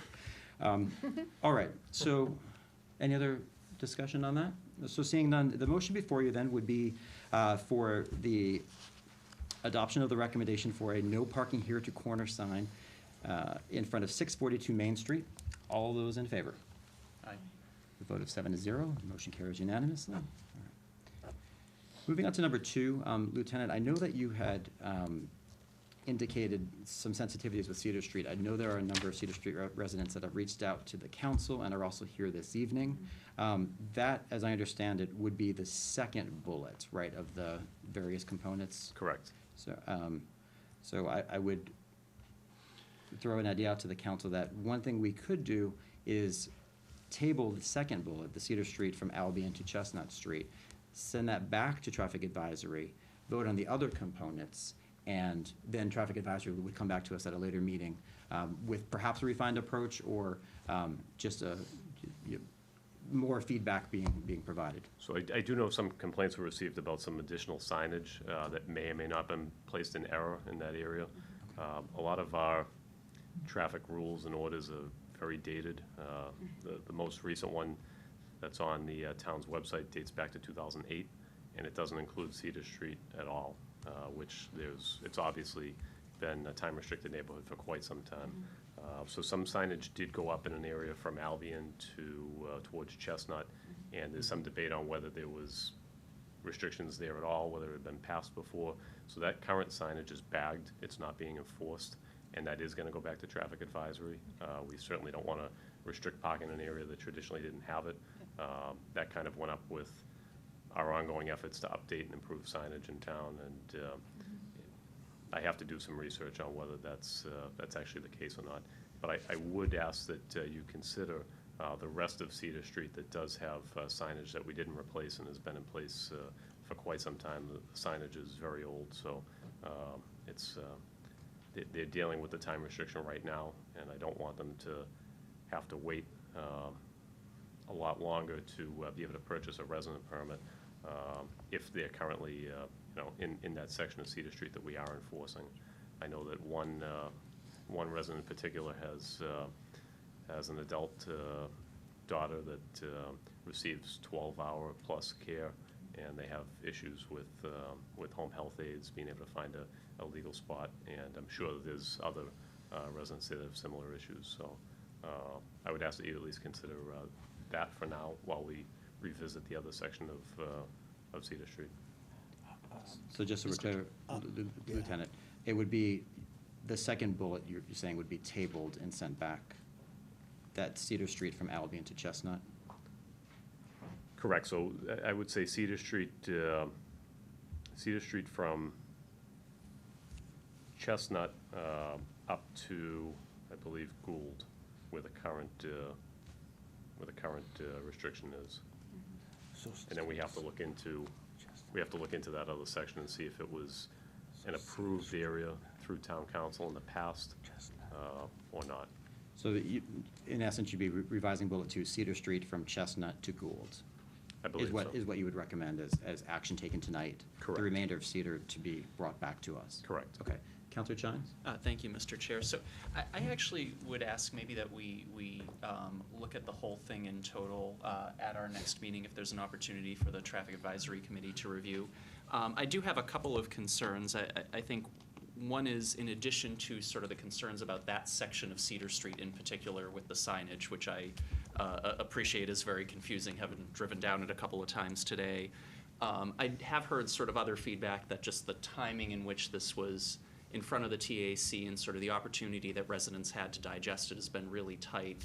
And so just so that there aren't issues other than that section of Cedar Street that folks have a chance to weigh in on, I think maybe, not a hugely long delay, but maybe a couple of weeks for people to share their thoughts, I think would be beneficial. I'd also ask maybe if we could look at a couple of other streets that are in that area as well. So for example, Auburn Street, Harrington Court, which run off of Cedar, aren't included in the resident parking permit proposal here, but reasonably you would think, given that they're bounded by streets that are proposed for resident permits as well, it would seem to me that those are maybe two areas that we'd want to look at.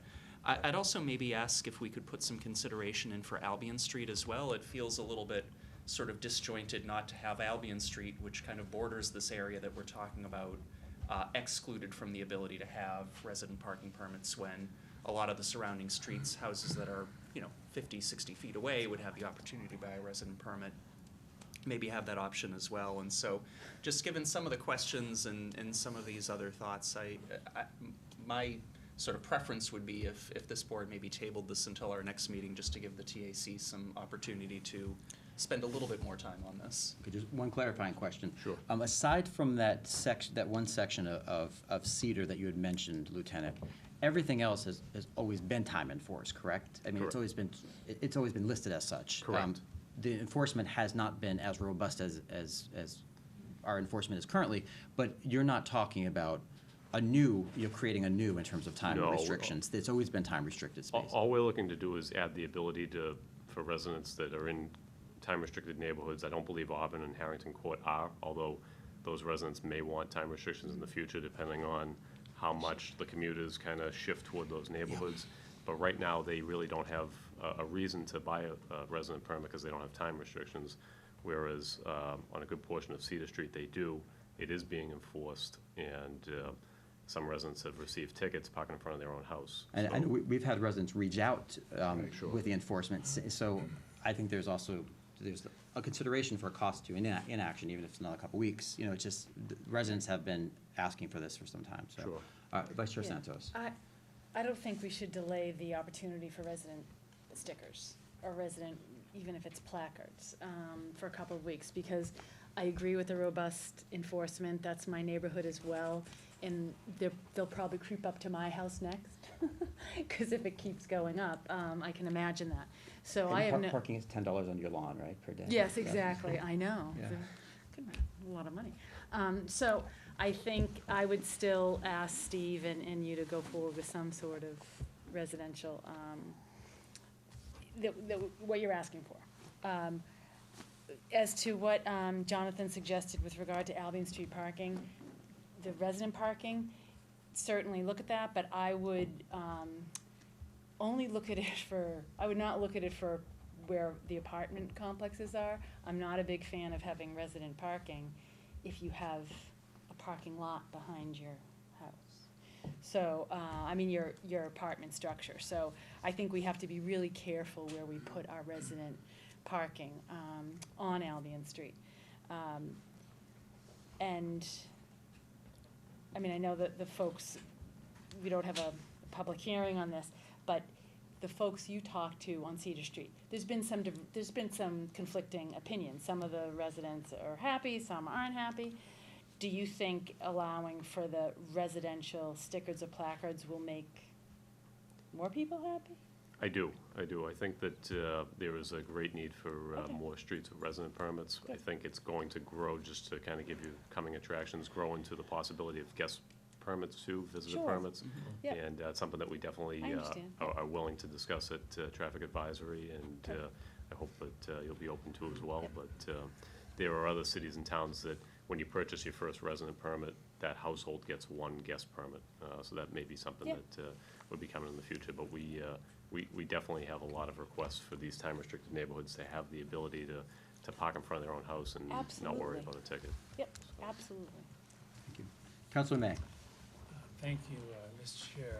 So I agree with Ann as well. I think to alleviate at least some of the hardships that have taken place, even if it's a couple of weeks, I think we should do a vote on the partial residential parking ahead of time, and then work on the rest. But I think we should try to alleviate some of the pain and suffering that's going on now with what you found out through the TAC. And I think the residents have suffered long enough in those areas, so I'm with Ann on that. Thanks, Mr. Chair. Councilor Donato. Thank you, Mr. Chairman. So, as far as the Traffic Advisory Committee, it's usually the first week of the month, first Thursday of every month, roughly, first week? Runs Usually roughly Friday every- morning, but it could be But it's in the first week though, isn't it? sometimes. It's not, it's as needed. So It's the not- fall of the timeline to where our next meeting is, Yes. sometimes it's short, sometimes it's long. Correct. Okay, so we can get that. I think giving the relief to the, as proposed here with the amendment is the way to go with this. Personally, I am not in favor of expanding the residential parking throughout the entire town. And I don't want it to go that way either. Personally, I don't wanna see that happen. Because when you buy a house, or have a business, when you have a condo, or anything like that, no one's guaranteed parking in the right of way. Correct. And that's something that we preach to all development that goes on. I think Just because you build a house there doesn't mean you have rights to the street. What we're trying to do with these resident permits is just provide relief to those neighborhoods that are affected by the commuter areas. Absolutely, because yeah. now they're moving further and further into the neighborhoods because of the no parking. Correct. I understand all that, but how far, where do you end? That's what I'm saying. How far Eventually- do you want to outreach for That's true. residential parking? So, I mean, it has to be a discussion at some point. Mr. Mayor, you're chuckling over I'm there. I'm saying the Stoneham line. You are. But we will leave the newer signs up there Yeah. that there's been some consternation about bagged for now while we Okay. bring that back. I think that's fair to the neighborhood. Yep. I think the other thing, visitors passes, we've talked about, and we've been kicking that around at the Yep. meetings. The other thing is, I think we need to think about is, as we go out further away into the neighborhoods, do we have, and I talked to the lieutenant about this today, and maybe it's a little bit confusing for our traffic attendants, I don't think so, that these are Monday through Friday. We've been going Monday through Saturday for the business area. Maybe that issue isn't in there as you go a little further out, because you don't have the big train commuting. Makes sense. Right now. We can always change it. So that might be something we're gonna look at it, because people have reached out, and what if I have a weekend party? I mean, I don't think we're going out, we're ticketing people, but Yeah. I understand the feeling. So maybe as we get a little further out, from the downtown and from the train areas, that might be something. We have to think about all of those things as we go forward. Makes sense. I think, Mr. Mayo, too, the time period we're talking about, it's 8 AM to 6 PM as well. 8 AM to 6 even PM, Even during the Monday week. through Saturday, right Right, now in the downtown. currently. Maybe that shouldn't be, So just to be That's clear, fine. nights and weekends when you'd be most Right. likely to be hosting guests. exactly. Right. But Saturday, But Saturday. people are, No, I agree. it's a Saturday Saturday, right, hours, exactly. as you go Saturday. further out. Right, Yeah. right.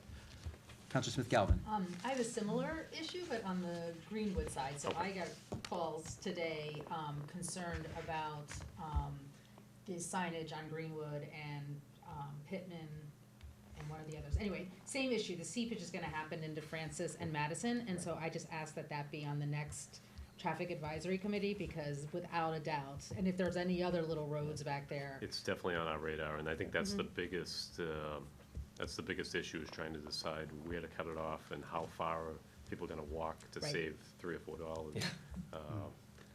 I'm sure there'll be quite a few, but I also, I wanna get good input from the neighborhoods too, because I don't wanna time restrict neighborhoods that would rather just have a few straggling commuters park in front of their house, rather than worry about have to pay a $10, fee for a resident permit. So I'd like to know from the residents themselves kind of what the issues are in their neighborhoods, and some of them, like you said, may not have even happened yet. We may not actually see it until Right. they stop pushing out, so. Do they get notice that that the Traffic Advisory Committee is discussing their particular roads, or do we notice people after we've made a decision? I know we've had this conversation We before, but don't, remind I me. mean, if it's on the agenda that's posted, we don't necessarily go out door to door and notice people on these. Okay. I know the DPW does notify abutters in certain circumstances. I'd have to.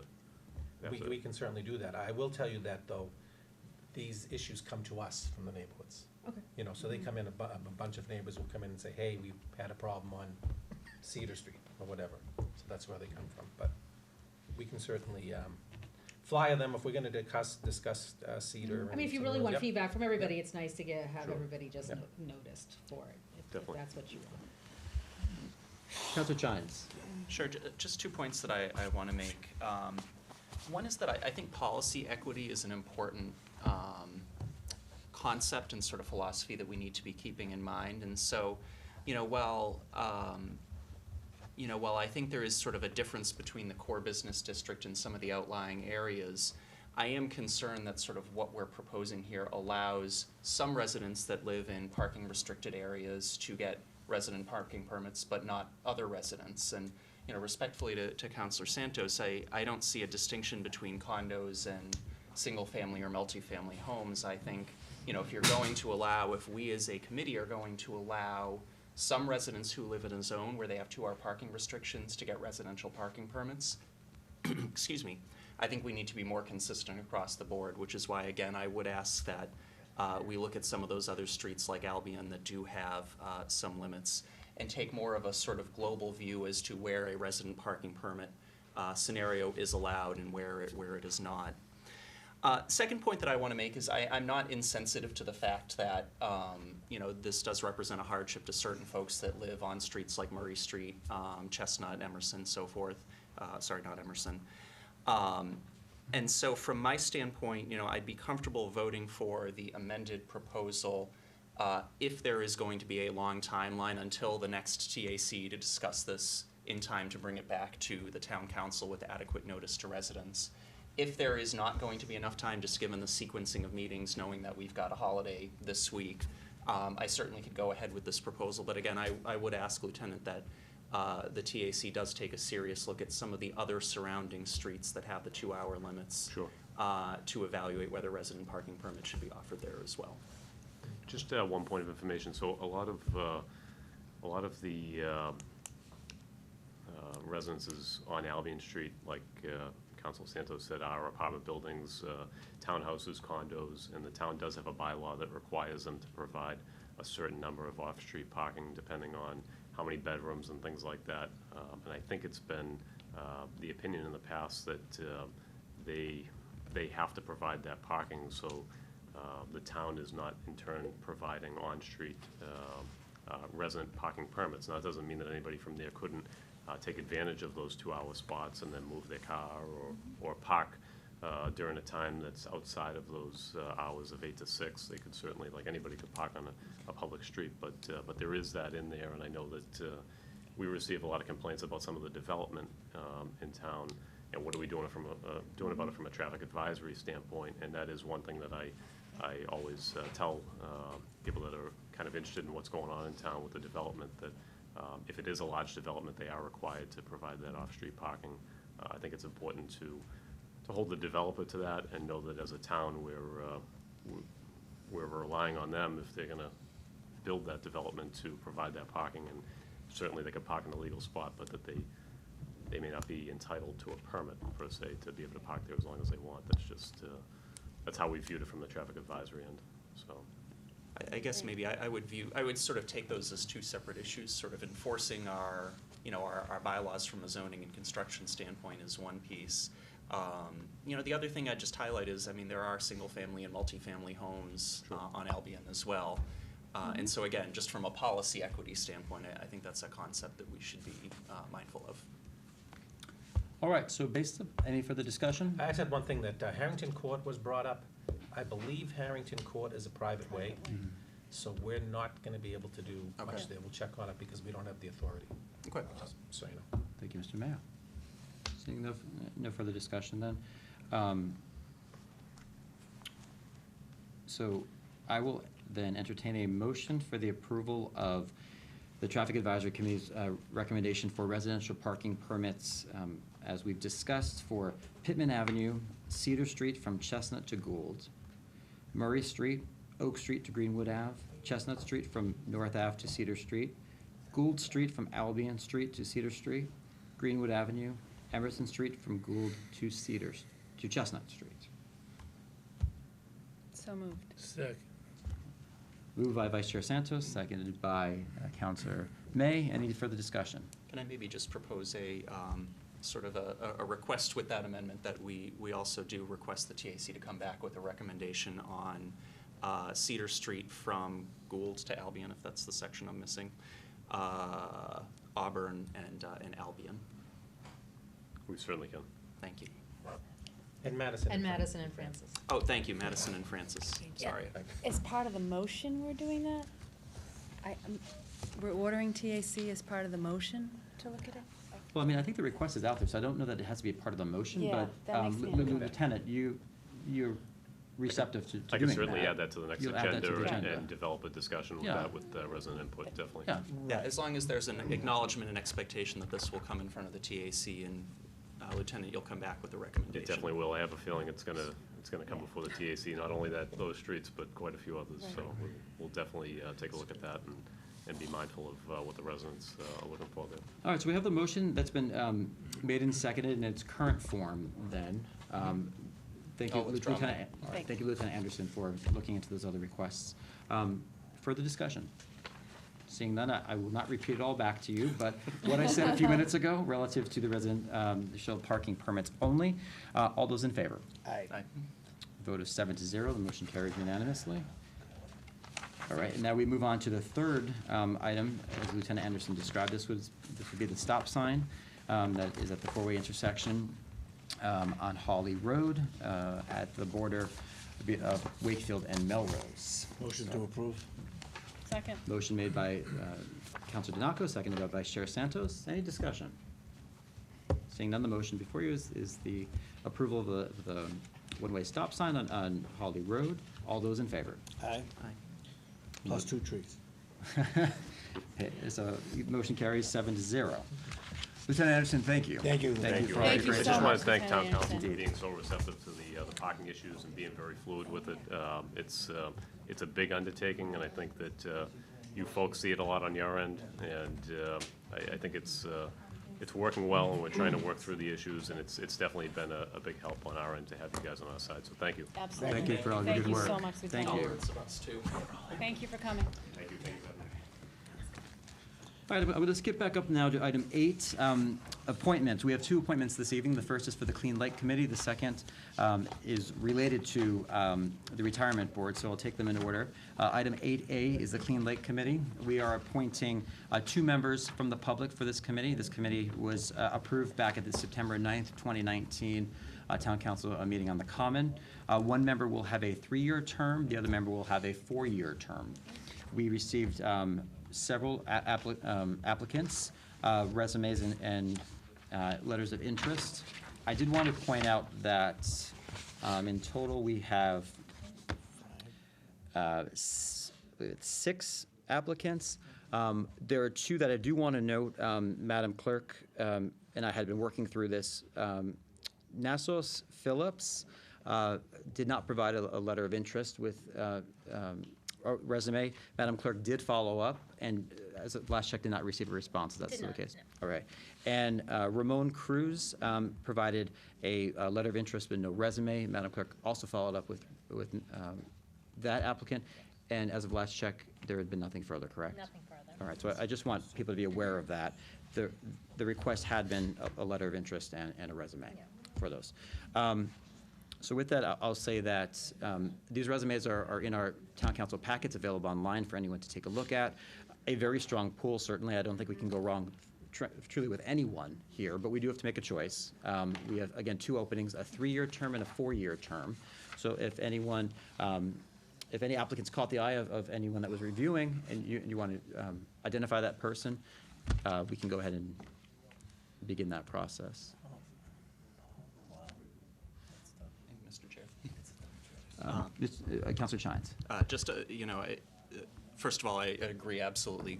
Good pool of applicants, and it was great to see the interest from everyone in working on this initiative and supporting the lake. There were a few that caught my eye, and I'd like to maybe put forth two names for us to consider. The first was Ken Alipidis, and I apologize to Mr. Alipidis if I'm mispronouncing and probably butchering his name. Sorry? Being a Greek, I would probably say Alipidis. Alipidis, you're probably right. So my apologies, but really impressive resume, background in the sciences as a geologist. I think from a technical skill set standpoint, is someone who would be a good fit. The other name that I'd like to put forward is Bree Reynolds. Non-science background, but what I appreciated about her cover letter and her background is she has sort of the experience of spending time at the lake as a user. The other thing that I valued was sort of as a communications professional, given that the lake is a shared resource for all of us in town. I think someone who has that background in communications, engagement with the public, would also provide sort of a nice balance to some of the more sort of technically and scientifically minded voices on the committee. And so from my perspective, and again, I know that there's certainly a good case to be made for a number of the other applicants. Those would be two of the names that I'd encourage us to consider. Thank you, Councilor Chines. Anyone have any comments on those two names or any others?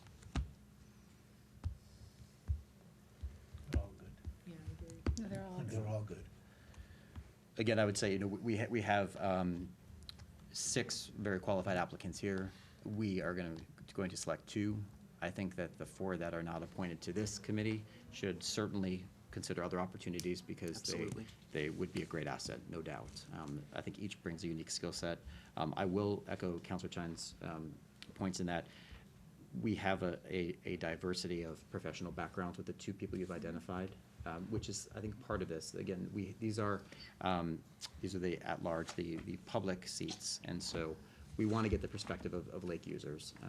I know that Ms. Reynolds has been, I think, identified being in town about 2.5 years, so she would also bring a new perspective on that. And Mr. Lepidus.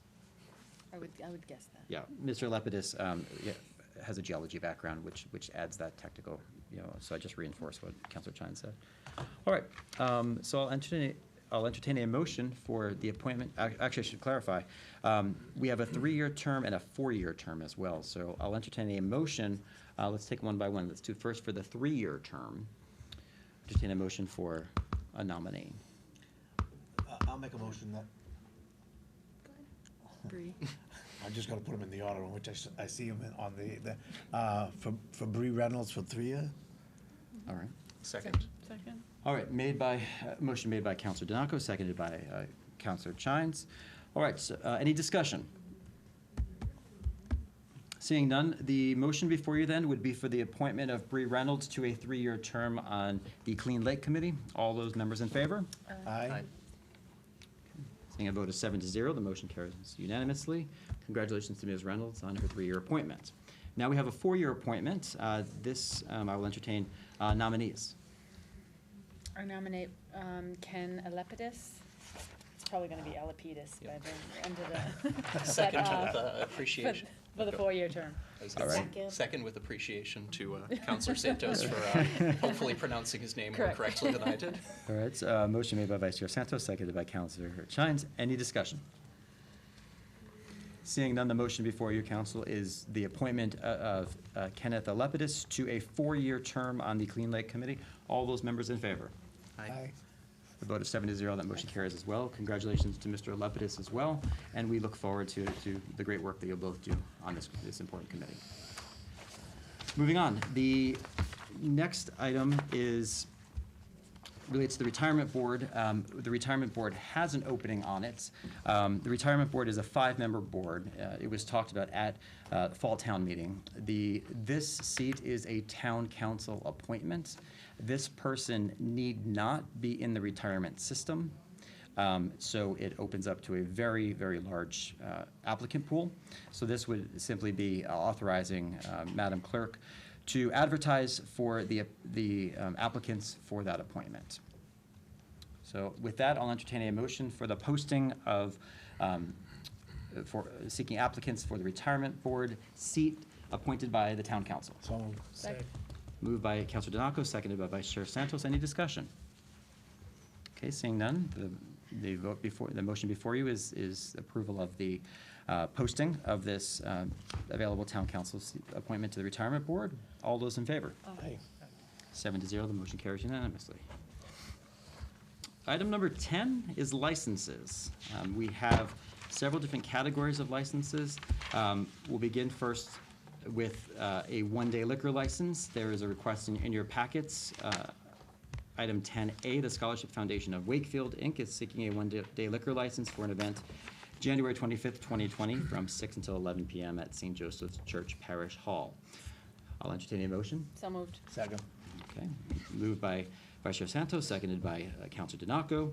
The motion before you is the approval of the one-day liquor license for the Scholarship Foundation of Wakefield. All those in favor? Aye. Vote is 7-0, the motion carries unanimously. Item B is common victular license renewal applications. We have a number of them, actually. They are all contained within our packets.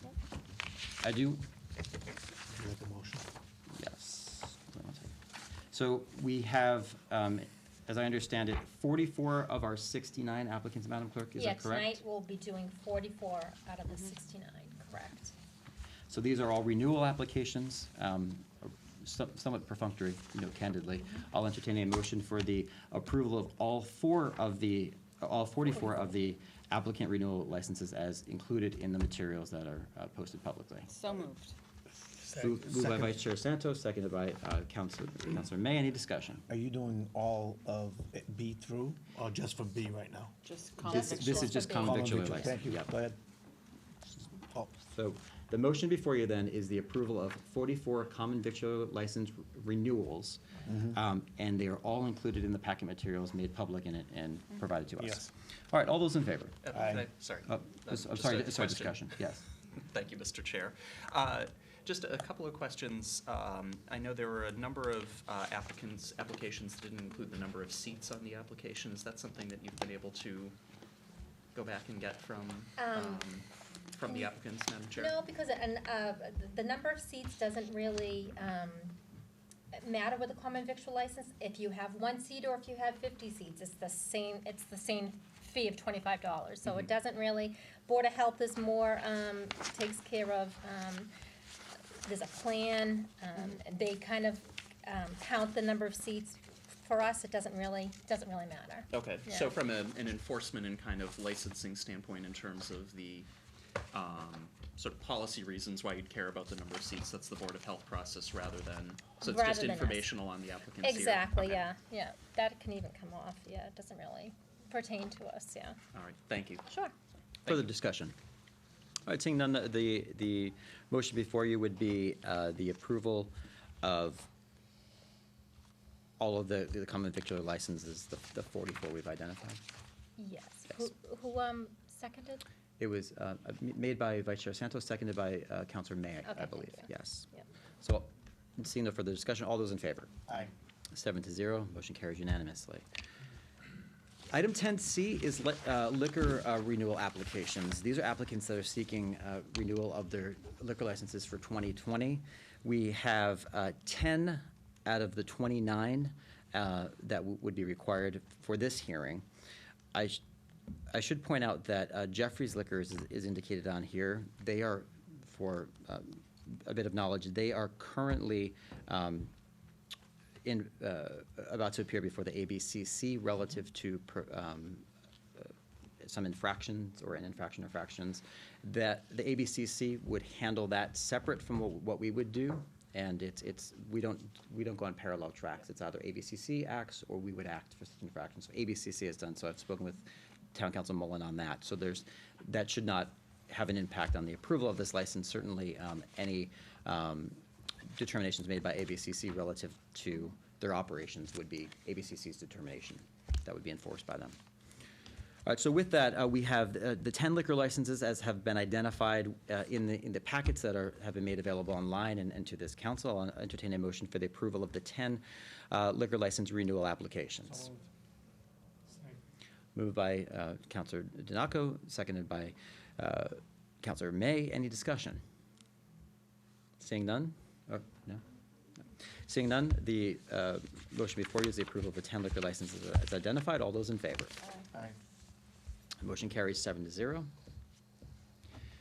Item 10D, lodging house renewal applications. We have 3 out of the 4 lodging house renewal applications here.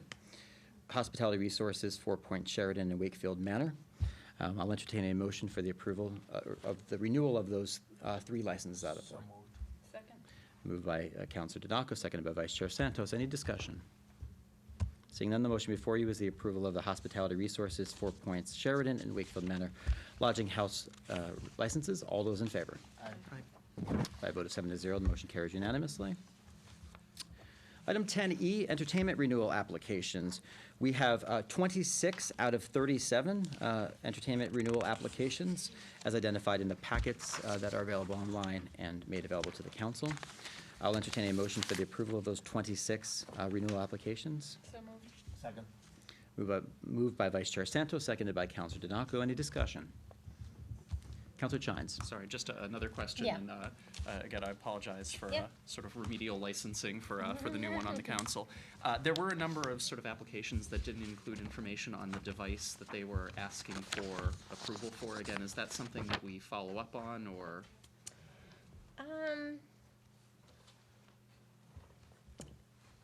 No, I mean, I can, that's, we just go on, we just ask for how many devices they have, but I can definitely find out, you know, what they are, but, I guess maybe a question.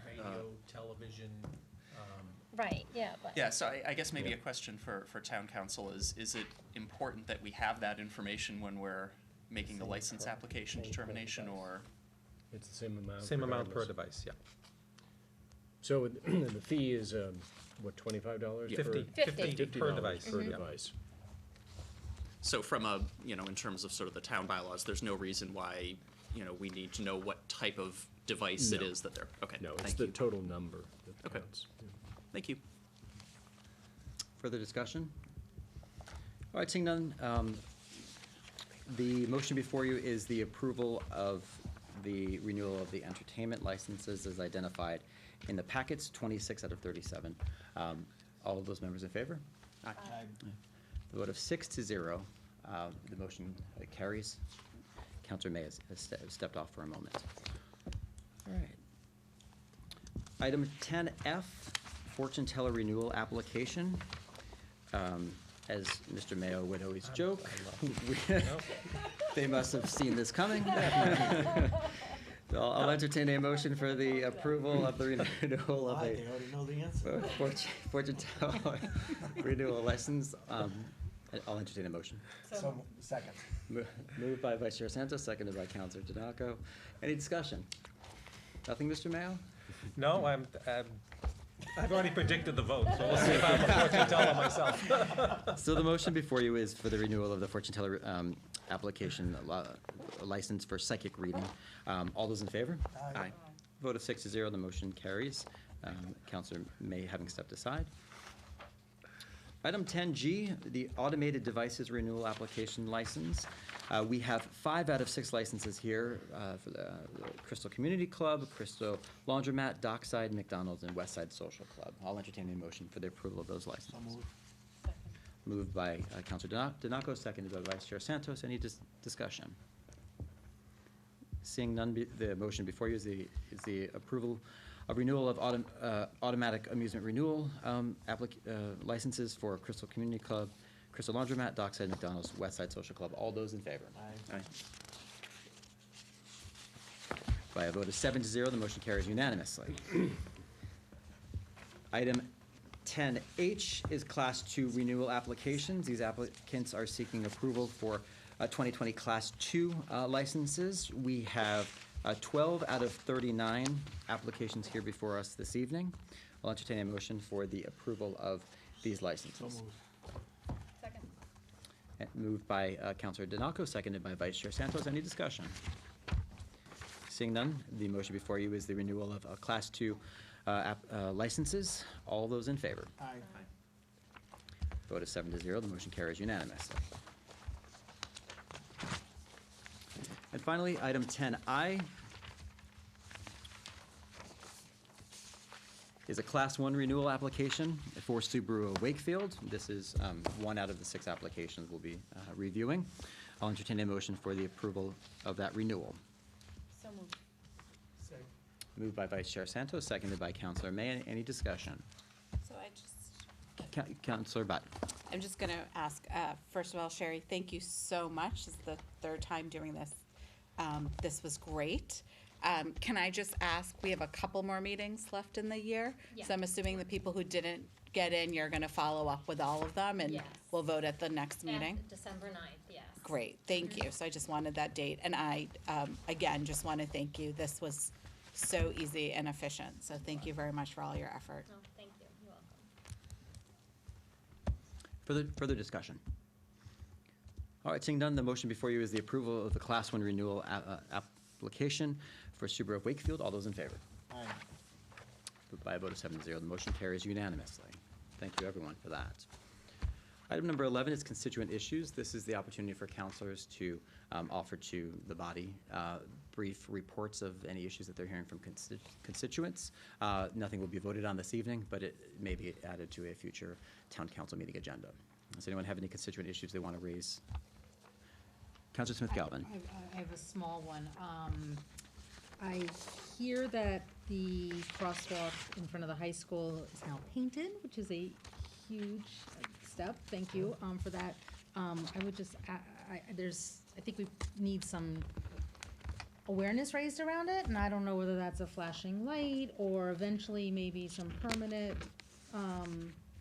signage there, but I would just ask you if you, I should have brought it up with you earlier, No, but if that's you okay. mind looking Yep. into that. And I also know we talked about a crosswalk in front of the light department that Yeah. VHB was looking at, and I just want to kind of put that back on the Right, radar as well. that has been, that's in the works. Okay. Yeah, that just needs the handicap stuff to be put in, so that's gonna happen Okay, as well. great, Yep. thank you. That's all I have. Anything else? Councilor Butt. So 3 constituent issues that came up to me just to look at. One, myself and a couple of other members got an email about our noise bylaws. So in residential areas, leaf blowers have gotten louder and louder, and it starts at 7 a.m. And we were asked to look into if we could maybe have a later start date in residential areas because machines have just gotten so much louder. So something to look at. The other issue number 2 was raised by a constituent, and I actually, it came up at town meeting as Superintendent Lyons kind of talked about looking at all the school buildings.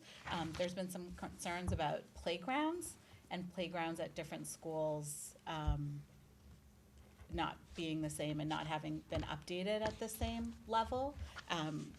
You know, we got a tour last year and a half ago, Steve, at Walton, the new playground there. So this was specifically about the playground at Woodville, where a couple of students have actually injured themselves.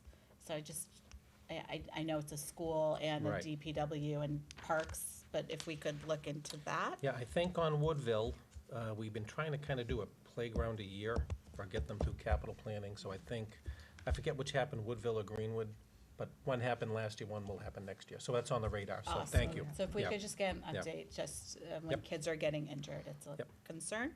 And then the last thing, and this might just be a follow-up with the Board of Health, but the Massachusetts legislature just passed the baking product law that the governor's gonna sign. And I've just had some inquiries about what that means about stores in our town. Okay. I know the Board of Health talked about it, but just to get an update maybe, Yep. once the governor signs it. Thank you. Thank you, Councilor Butt. Councilor Chines. Thank you, Mr. Chair. A couple of things. One thing that I had a constituent reach out to me about was the parking on Common Street. Now that that's one way, for the cars that are parking on the left-hand side, there's not a lot of clearance between the parking spots and the fence. which was something that was raised both as a concern for sort of the condition of the fence over time. I mean, that's something that I know WCNA spent a lot of time and effort putting in, and we certainly don't want to damage that. I think probably the more immediately pressing concern, though, is there is a handicap spot that's along that route, and if you are, sort of mobility impaired, trying to get out of your car based on where the spot is and where the fence is, that is a pretty tight area to try to get out of, and so I don't know if this is something that we could maybe ask the DPW or the Traffic Advisory Committee to look into, just to make sure that, particularly for that handicap spot, if we've got a spot there, that it is actually accessible for someone who might need that.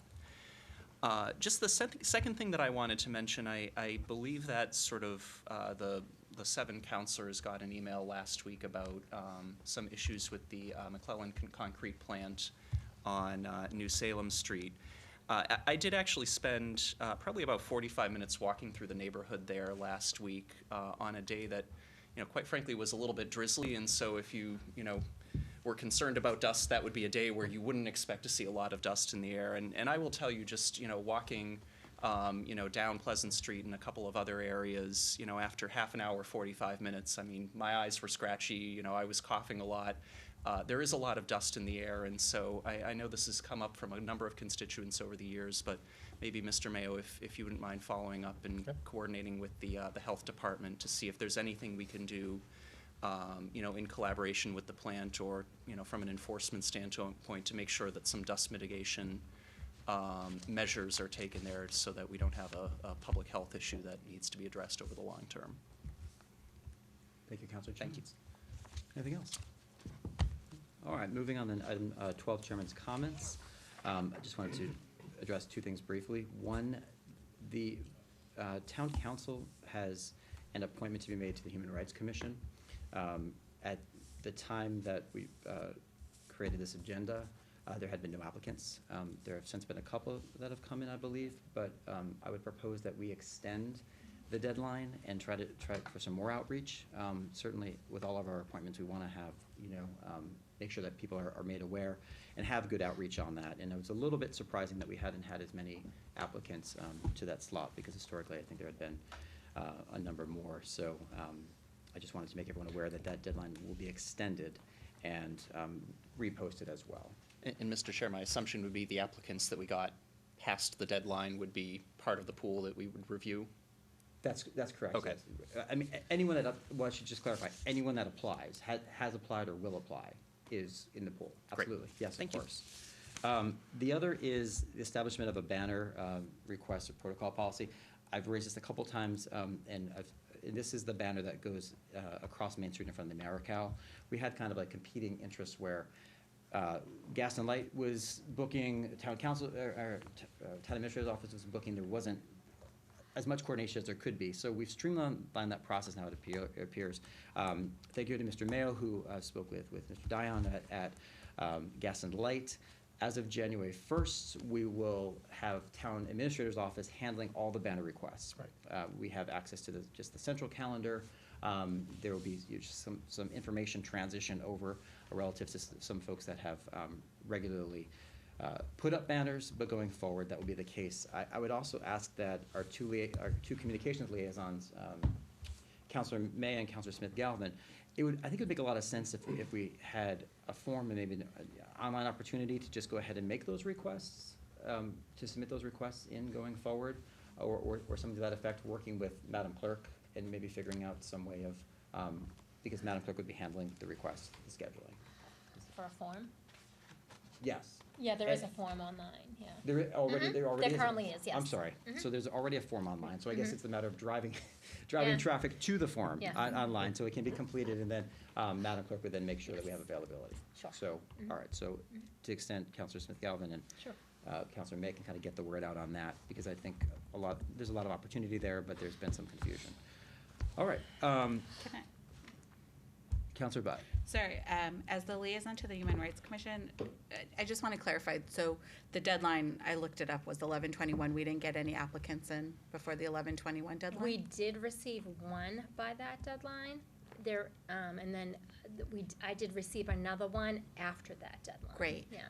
Can those be shared with us, since they formally applied, I'd appreciate that.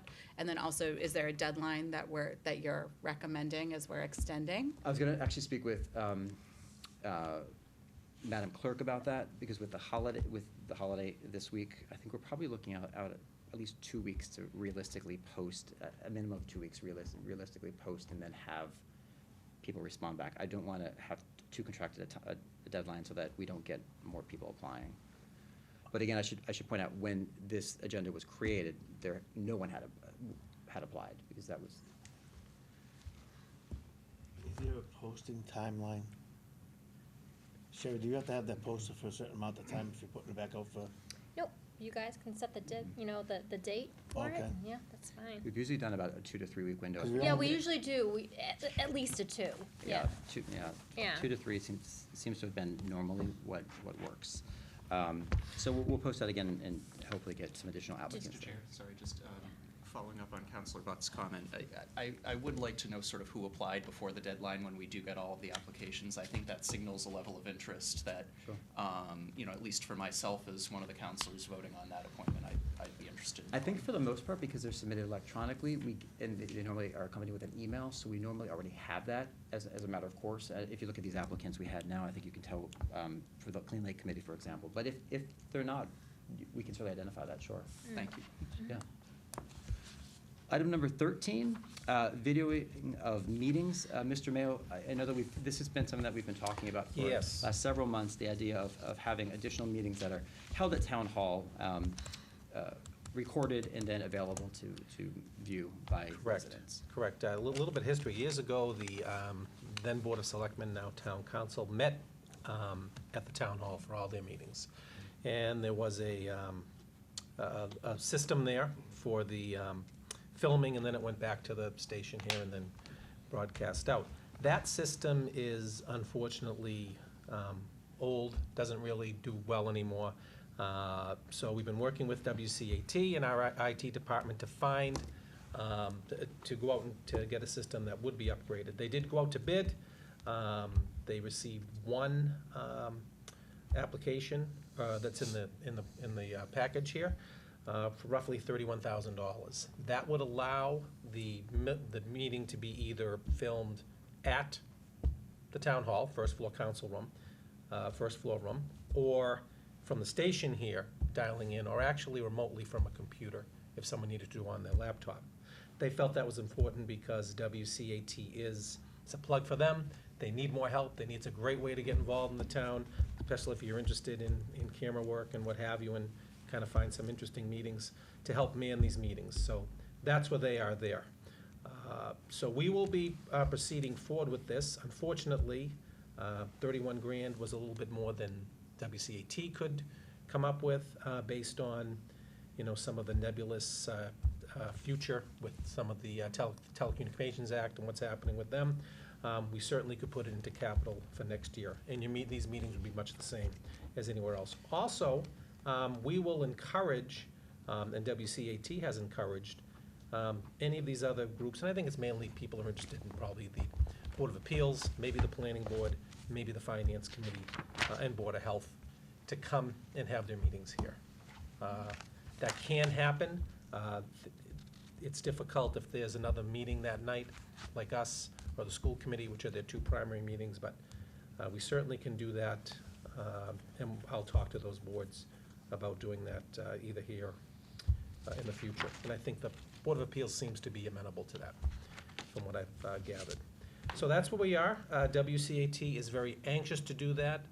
They are concerned with the staffing, and they will be, recruiting to get people to do that, and actually are looking to us to help them as we go forward in the future. So I think it's a nice project. I think the product will be well. It will not necessarily be live because it will conflict with some other meetings, but it'll be out on YouTube very quickly and what have you. So, the key is to make sure the public can see some of these meetings without having to go out every night. So, I don't know if you have any other questions, but that's where we are right now. Any questions for Mr. Mayo? Councilor Chines. Thank you. Just a comment and a question. First of all, thank you for Mr. Mayo and to WCAT for working through this. I think this is actually really important. This is one of the top issues that I hear about from residents in town is accessibility for the meetings. I actually think that the live streaming of it is less important than having the video Right. archive that people can go back to, and so really applaud the work that's going there. You know, one question that I wanted to ask, and you know, not being a technical person, as I shared when Director Conway was here, one of the things that wasn't clear from the information on the proposal was whether this would allow for effectively sort of a passive recording or streaming of a meeting. So, you know, being mindful of the fact that we do have, as we talked about in town meeting, 40 boards and commissions in town. Well, I don't think we'd be taping all of those. You could see this being something that really takes up a lot of time and effort. And so one thing that I'd love to hear more about is whether the technology is set up in such a way where it can kind of be sort of a set and forget it thing where someone sort of starts the taping and ends it, but you know, the video capture, the sound capture is automated enough where you don't need a CAT or another staff member sitting That's there actually kind where of- I wanted to go, is that you could come in and you could flip Yeah. a switch, maybe the chairperson or what Yep. have you. I think we'll eventually get there. This doesn't look like it's that complicated. I'm Okay. hoping it's not that complicated, because there is a panel there and it looks like it's not crazy to do. But I thought they would like to start with those bigger, bigger boards, let's call them bigger boards, and then move on to others. We'll Okay. start there, so. Great. Well, I'm glad you asked the question again. I think, you know, to the extent that we can do this and meet the public need without burdening our friends here at WCAT who do so much already. Because I should say, there really isn't camera work per se, because they're the bubbles in the ceiling, so they're not setting up and things like that. So. Thank you. And we also can expand this eventually up to the second floor conference room at Town Hall too. So you could have 2 meetings going on. And presumably with some additional Presumably, capital we would cost. support it, yeah. Yep. That'd be additional, but wouldn't be outlandish. Yep. Counselor Smith-Galvin. Thank you. I agree with Counselor Chines. This is really great, and thank WCAT as well. Just wanted to understand the timing. So it would be about a $31,000 Yep. capital expense, so that would be something that we'd consider in fiscal year 2021 then, 2021, yep. right? Okay. Yep. So we just need to make sure that gets, That and whose gets in the budget is capital that? plan. I put it right in Well, the the capital capital plan, plan, yeah. okay, perfect. And until then, we'll make the effort to get Together, the bigger other- committees yeah. here. Okay, thank you.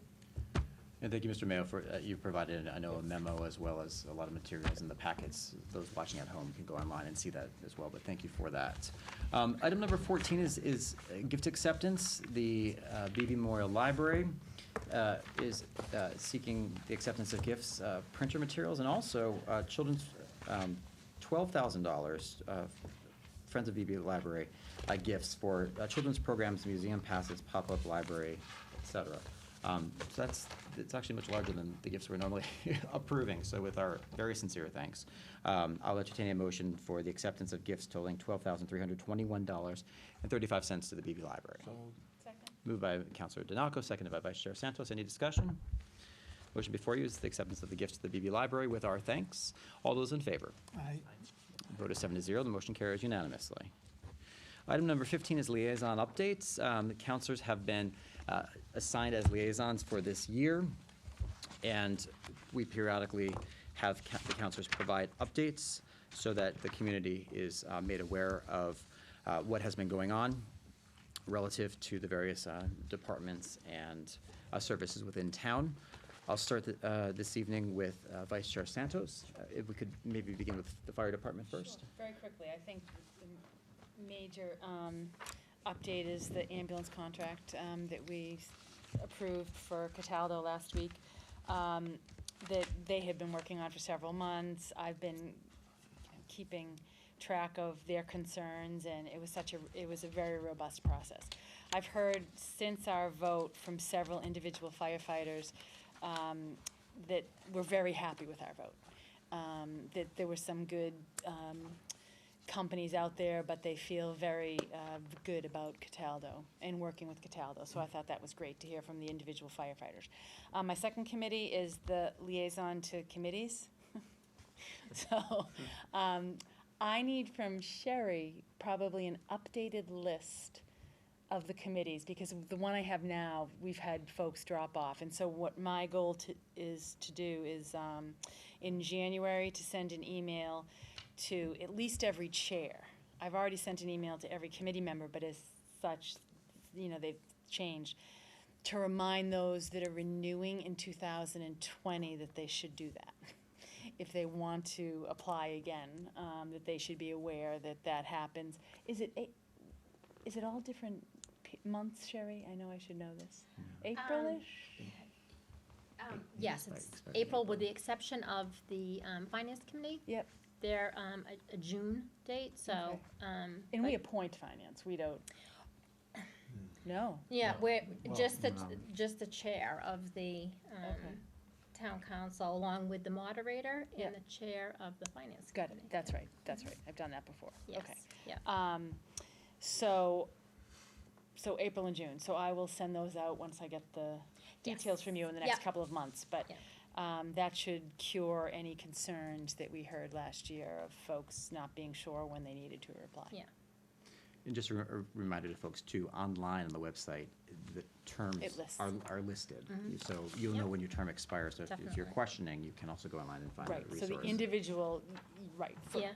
folks should be doing that. Yeah. Yes. On the committee, should be going online, and I did it today, and it was very easy. For me to print out, I would have to go individually into all. Right, yeah. So it's No, it was a little yeah, tricky. no, I'll get the list to you, yeah. So those are my two Great. committees. And then Councilor Smith Galvin, Sure. we'll go gas and light first. So I'll start with the gas and light department. And I think I probably mentioned these at some point before, but they have had some new energy efficiency efforts.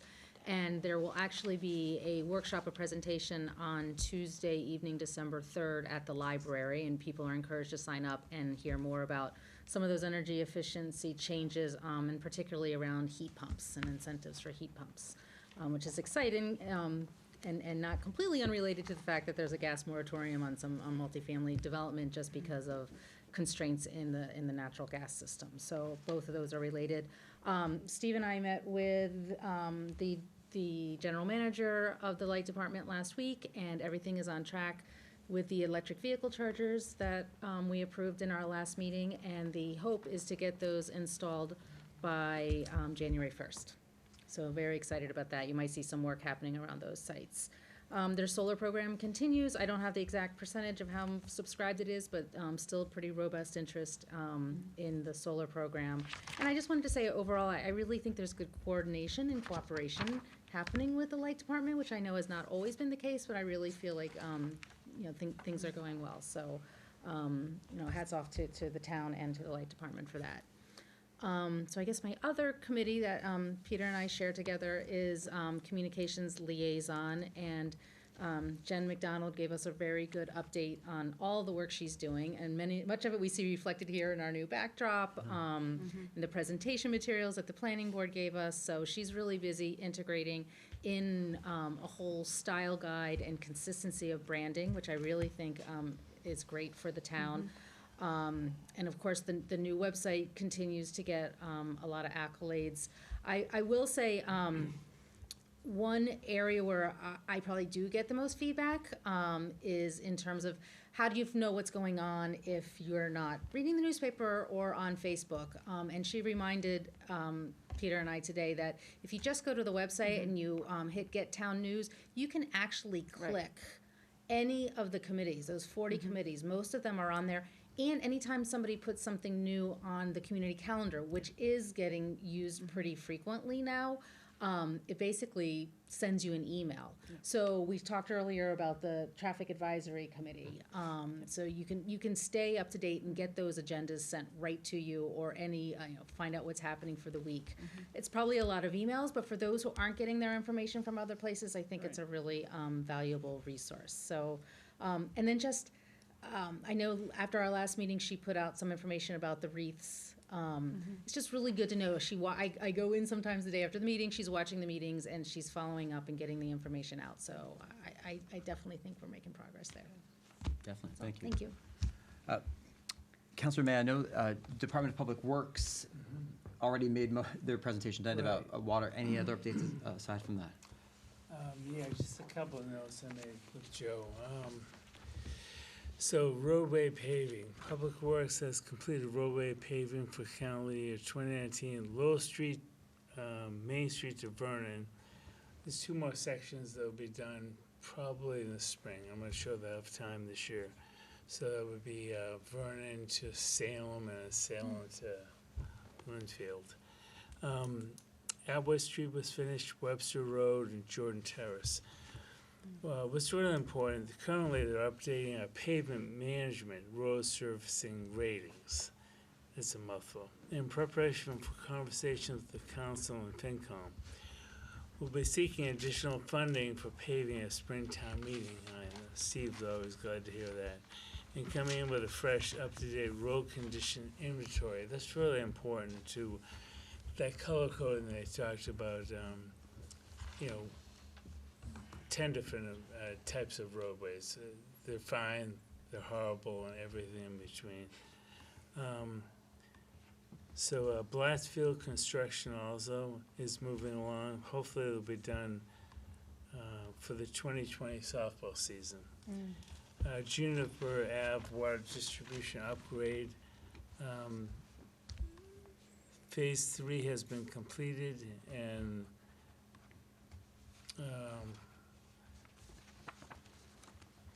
I think that was it. Phase 3 was finished. What's on deck? So they have 3 things. Pickleball court at Veterans Field. The survey has been completed and design is underway. This project will be bid in this winter for spring 2020 construction. So that's moving right along. Grafton Street drainage. Design and survey has begun to improve the Grafton Street area drainage. Public Works will put out to bid. More info shortly. And last is Public Works facility upgrades.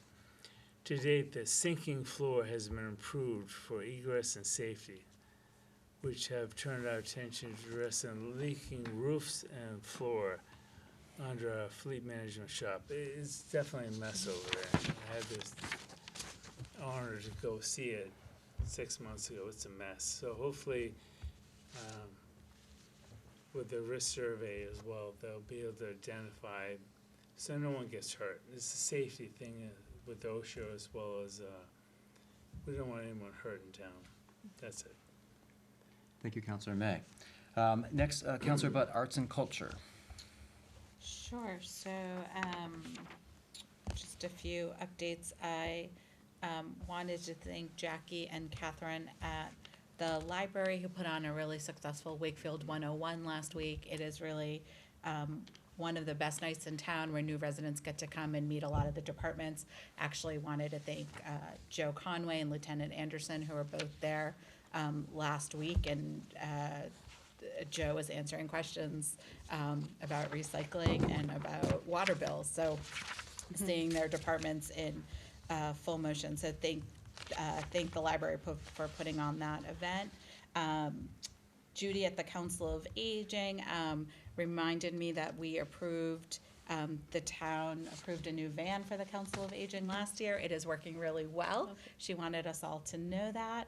And then she also, the Wakefield Council of Aging got a shout out in Blue Cross Blue Shield of Massachusetts, their magazine. So a full page story about exercising body, mind, and spirit at the Wakefield Council on Aging with some great pictures, and talks about their Zumba class, which me and Counselor Julie Smith-Galvin have participated in. It is a great workout. I encourage everyone to try it at some point. So that was nice to hear about that. And then the last, and she's actually exploring, Judy told me she was also at Wakefield 101, that they are really looking into ways of being age-friendly communities. And so her latest thing, to pair very nicely with what Julie was talking about, is they're looking at age-friendly websites, and some other towns have some, and so they're exploring about Wakefield having, and she's working with Jen about bigger pictures, bigger, just, better user-friendly for folks not so used to internet or social media. And so we're talking about maybe some creative funding to fund that, Steve. So we'll talk more about that. And then lastly, as liaison to the ACE building, if you sign up for those announcements, as Julie mentioned, ACE is having a bunch of activities coming up. They put out their bid for the new bathroom. more expensive to build a bathroom than they were expecting, but hopefully we're on track. I'm looking at Steve, but that's. They're handicapped and it's in a concrete vault, so a little bit more, but. Yeah, we're on track. yeah, we're on track to get that, but they have great events coming up. They are dedicated volunteers, so check out, they have a bunch of events coming up, starting in January. So those are my updates. Thank you. And then social services? Any? Who falls under social services? You? I know which groups. Oh, Those are all my gotcha. updates. Got it. Okay, perfect. Counselor DiNacco. Thank you, Mr. Chair. So, this may be just a little bit longer because I missed the last update. But after sitting down with Chief Scory, the discussion started off with current personnel. As most of you know, through our budgeting, we allocate 47 positions yearly for the police department. Currently, there's 43 active officers. There are 3 conditional officers going through the academy currently, with another additional one probably going to be set up a month from now. So there'll be 4 in the academy, hopefully, which will come out by roughly June of 2020 if things go correctly. So that will bring us up to, currently we'll fill the positions at that time. There will be, though, 2 officers shot due to childbirth at the beginning of the year for at least 3-month period. So they'll be back down short again to 2 numbers, so they'll be down to 46. The main comment that I can bring forward to is that the council will need to consider in the near future, or at some point in time soon, to think about the increase of the base number of officers that the town is going to need. We currently have some thought as to a number potentially that we can reach to, but it would have to be a discussion, and Mr. Mayor would definitely have to be involved in that as to how soon we can get to a higher number and whether or not you bring it in over time. But that number would have to go, because our more residential units that are being put in is increasing services that are needed. The chief made a comment that all of our officers have recently been recertified in the use of tasers and firearms, so we're up to compliance in that field. Throughout the month of November, they've had the No Shave November for the police department. All the male officers participated in this activity. The officers raised money that will be going to Cops for Kids with Cancer program, and it's going to be extended through December. All monies raised in December will go to the Wakefield Food Pantry and WAVE groups, and the offer has been extended to the female officers to somehow come up with another idea for them to participate in this process for the month of December, to exclude anyone in the police department. Just small things that may be of interest or not. This past Officer of the Quarter Award was recently received by Officer Pietrantonio.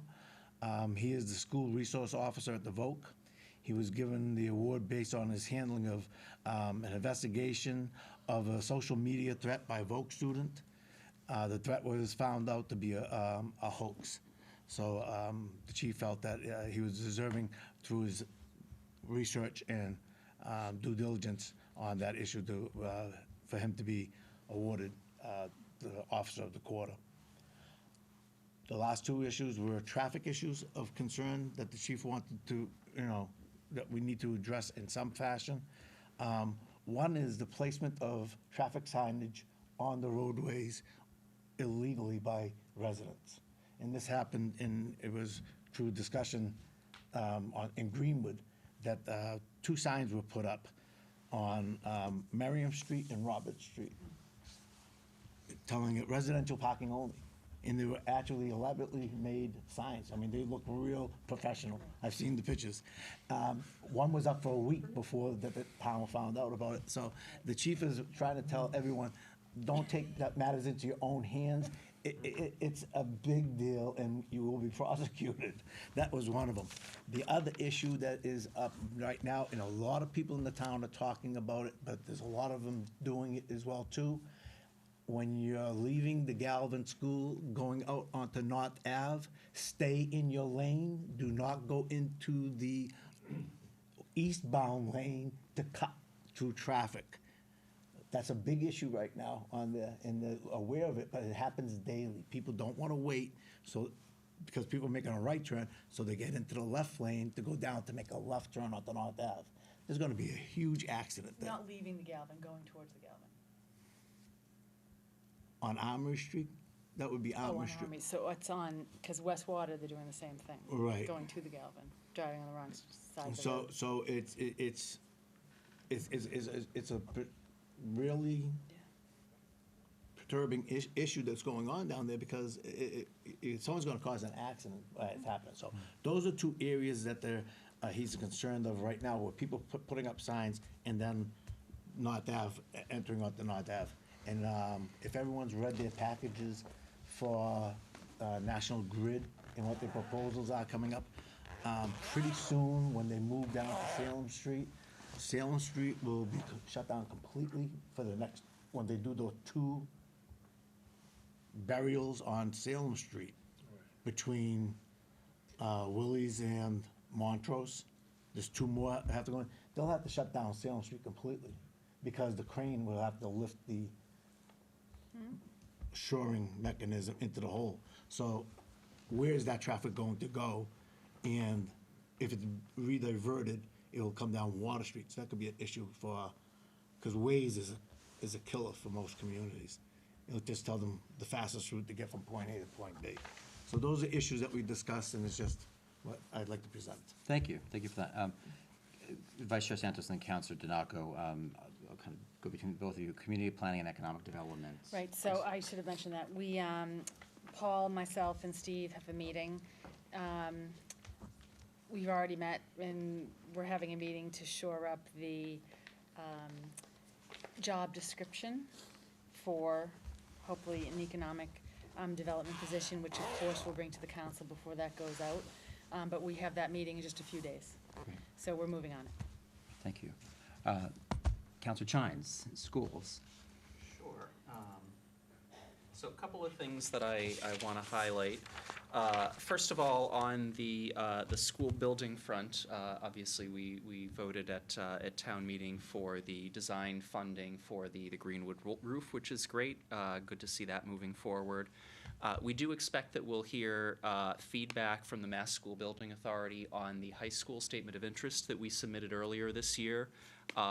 Their response is expected back in about a month, sometime in the middle to end part of December, as to whether we're invited to move forward to the next round. So fingers crossed on that one. Folks will recall the school committee was setting up a high school working group that Councilor Santos and I were selected to represent the town council on. That group hasn't met yet. There hasn't been a meeting scheduled. I have been following up with school committee member Tom Markham, who's heading up that committee, as well as Chair Callanan and Superintendent of Schools Lyons, to see if we can get that underway, because if we do get selected to move ahead in the next round, the calendar starts to move very quickly. So hope we can get that up and running before the end of the year. On the contract front, as we mentioned in previous meetings, they have settled contracts with 6 of the 7 bargaining units within the school department. The one that is open is the teacher's contract, which is currently sort of in the middle of negotiation. The feedback that I've gotten from the superintendent is that sort of negotiations are going kind of slow but steady. We're probably a little ways away from getting a resolution, but categorized as both sides making progress and continuing to be at the table in good faith. I have been getting some questions from folks as to sort of, given the recent teacher strike in Dedham, is that something that we see as a risk in Wakefield? And while certainly no one can predict the future, I think there are a couple of really important distinctions between the situation here in Wakefield and what happened in Dedham.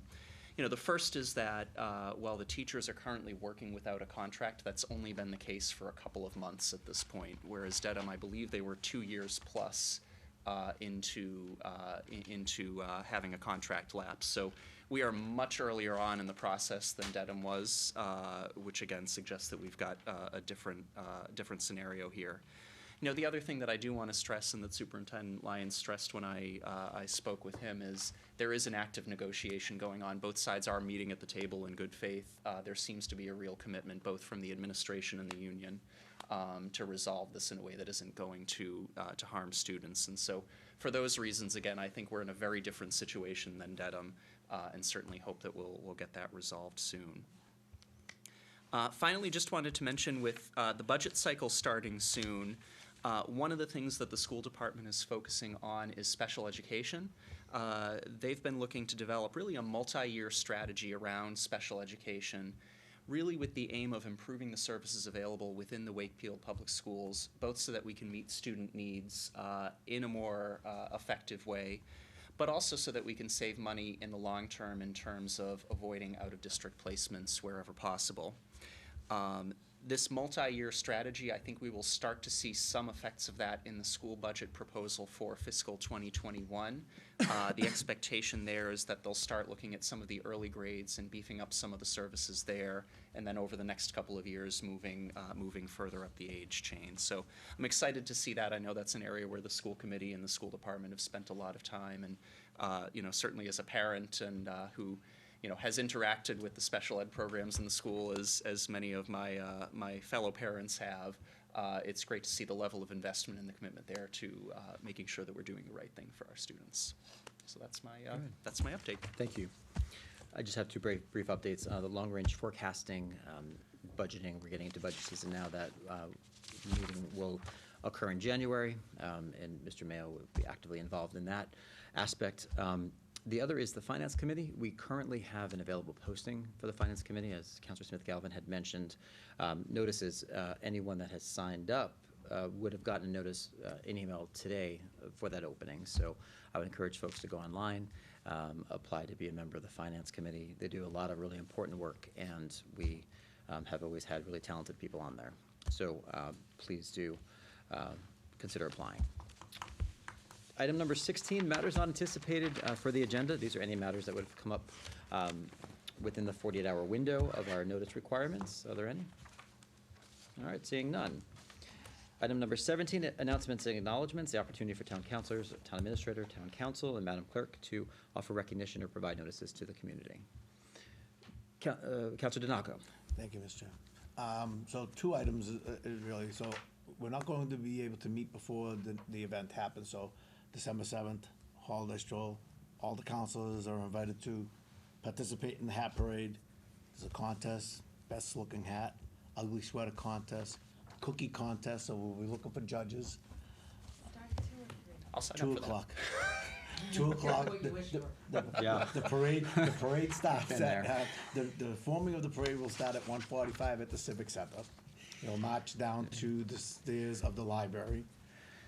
But it is only from 2 in the afternoon to 6 in the evening.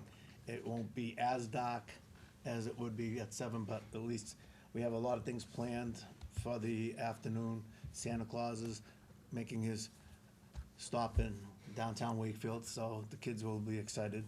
There's a big toy drive going on too, the same as last year. All the toys that we collect will be given to the Boys and Girls Club for distribution. So the same as last year. So last year we had a room full of toys. I'd like to match that or break it this year. So, and if you donate a toy, you get a ticket that you can enter into the contest for a gift certificate to one of our local restaurants. The second thing is, I just read earlier today was the governor signed the hands-free driving bill. So that's good news for all of us. I thought that was today at 3 o'clock. Is it tomorrow? Yeah. Okay, so it's on his desk then? Yes, It's he on will his- sign it. And then it will be 90 days before it takes effect, once he does sign it. They're gonna do educational enforcement in those 90 days, so they'll stop people Yes, and explain to them that they can't do that. which is a good thing, It's a great thing. great thing. Right. That's it, thank you. Thank you, Counselor Donaco. Anyone else? Counselor Butt? So two announcements. One, a favorite event is coming up tomorrow night at 7:30. The Wakefield Interfaith Clergy Association is actually partnering with the Linfield Interfaith Clergy Association and having their Thanksgiving interfaith service, 7 o'clock at First Parish Congregational Church. Tomorrow, 7 p.m. So if you can come there, great. And then a meeting that, if you signed up for any of those listservs, and you will see on social media coming up soon.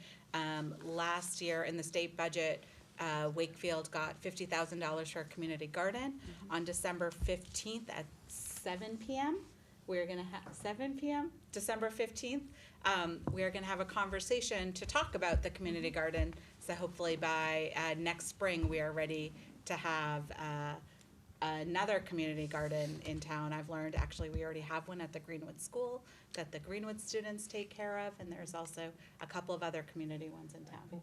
The 17th. The 17th. 15th is a Sunday? Yes, December 17th. Okay. Yes, yes, that is a Saturday. Yes, December 17th. So stay tuned for more information about that, but just for people who care about community gardening, care about community projects, feel free to come and have a discussion about what that's gonna look like. Great, thank you, Counselor Butt. Counselor Smith-Galvin? Just a couple of things. This Thursday, there normally is a very nicely organized 5K around the lake. This year, it is not happening, but Counselor Butt and I are doing a pop-up 5K. So if anybody wants to come, we're meeting on Quannapowitt Parkway, essentially right in front of the Converse building, which is where the race traditionally starts. Not timed, very informal. We are asking people to give a donation to Wreaths Across America to support that great effort. So if anybody's looking to sweat before they start eating on Thursday, please join us. 9 a.m., thank you, 9 a.m. Thursday morning. There will be a running group and a walking group. Right. Just for everyone to know. Right.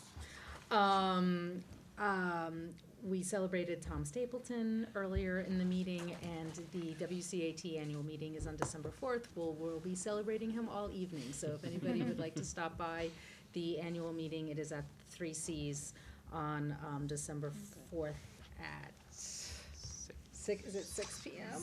6 to 9. 6 p.m., 6 to 9 p.m.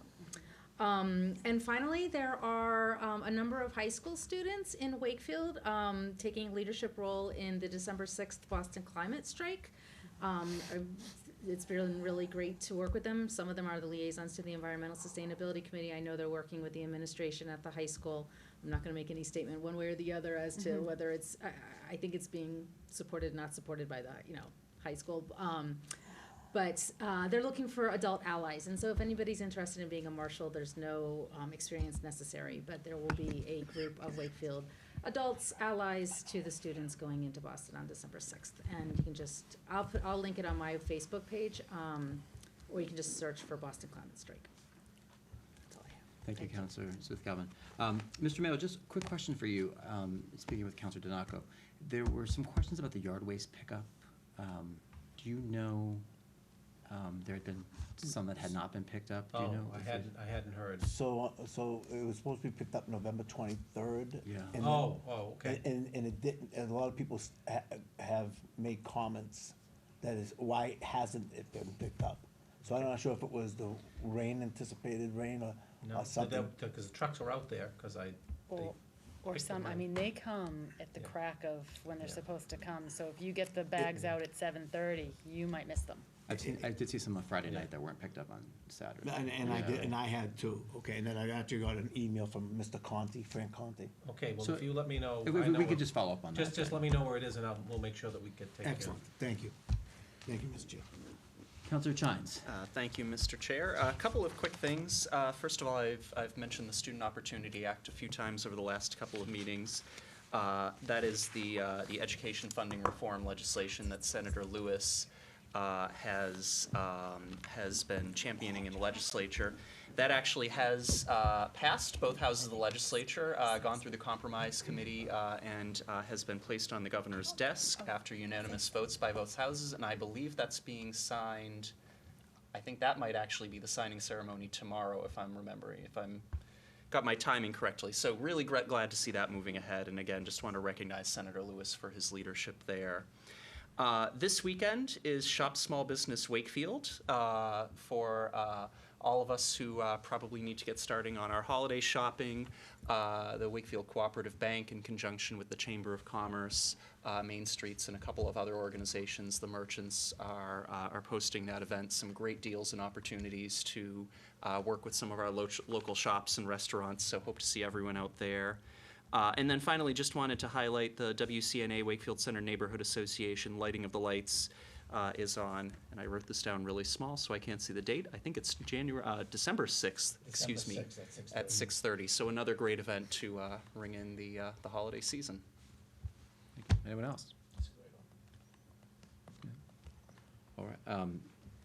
Just wanted to congratulate everyone on a very successful Wakefield 101. That was a great opportunity to meet a lot of new residents last week, and we had a very solid turnout.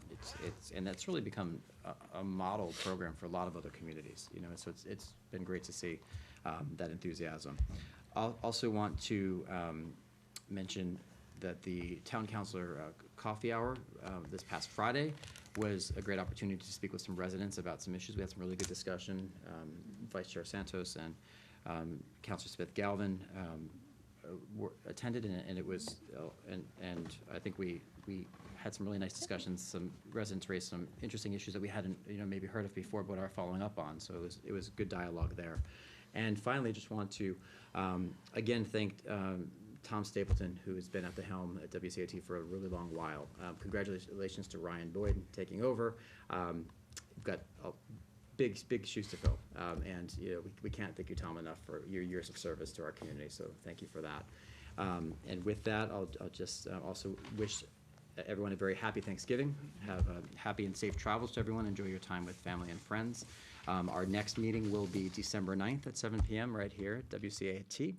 And I will entertain a motion to adjourn this meeting. Moved by Vice Chair Santos, seconded by Councilor Donaco. All those in favor? Aye. The vote is 7-0. Motion carries. Our meeting is concluded. Thank you for watching, and good night.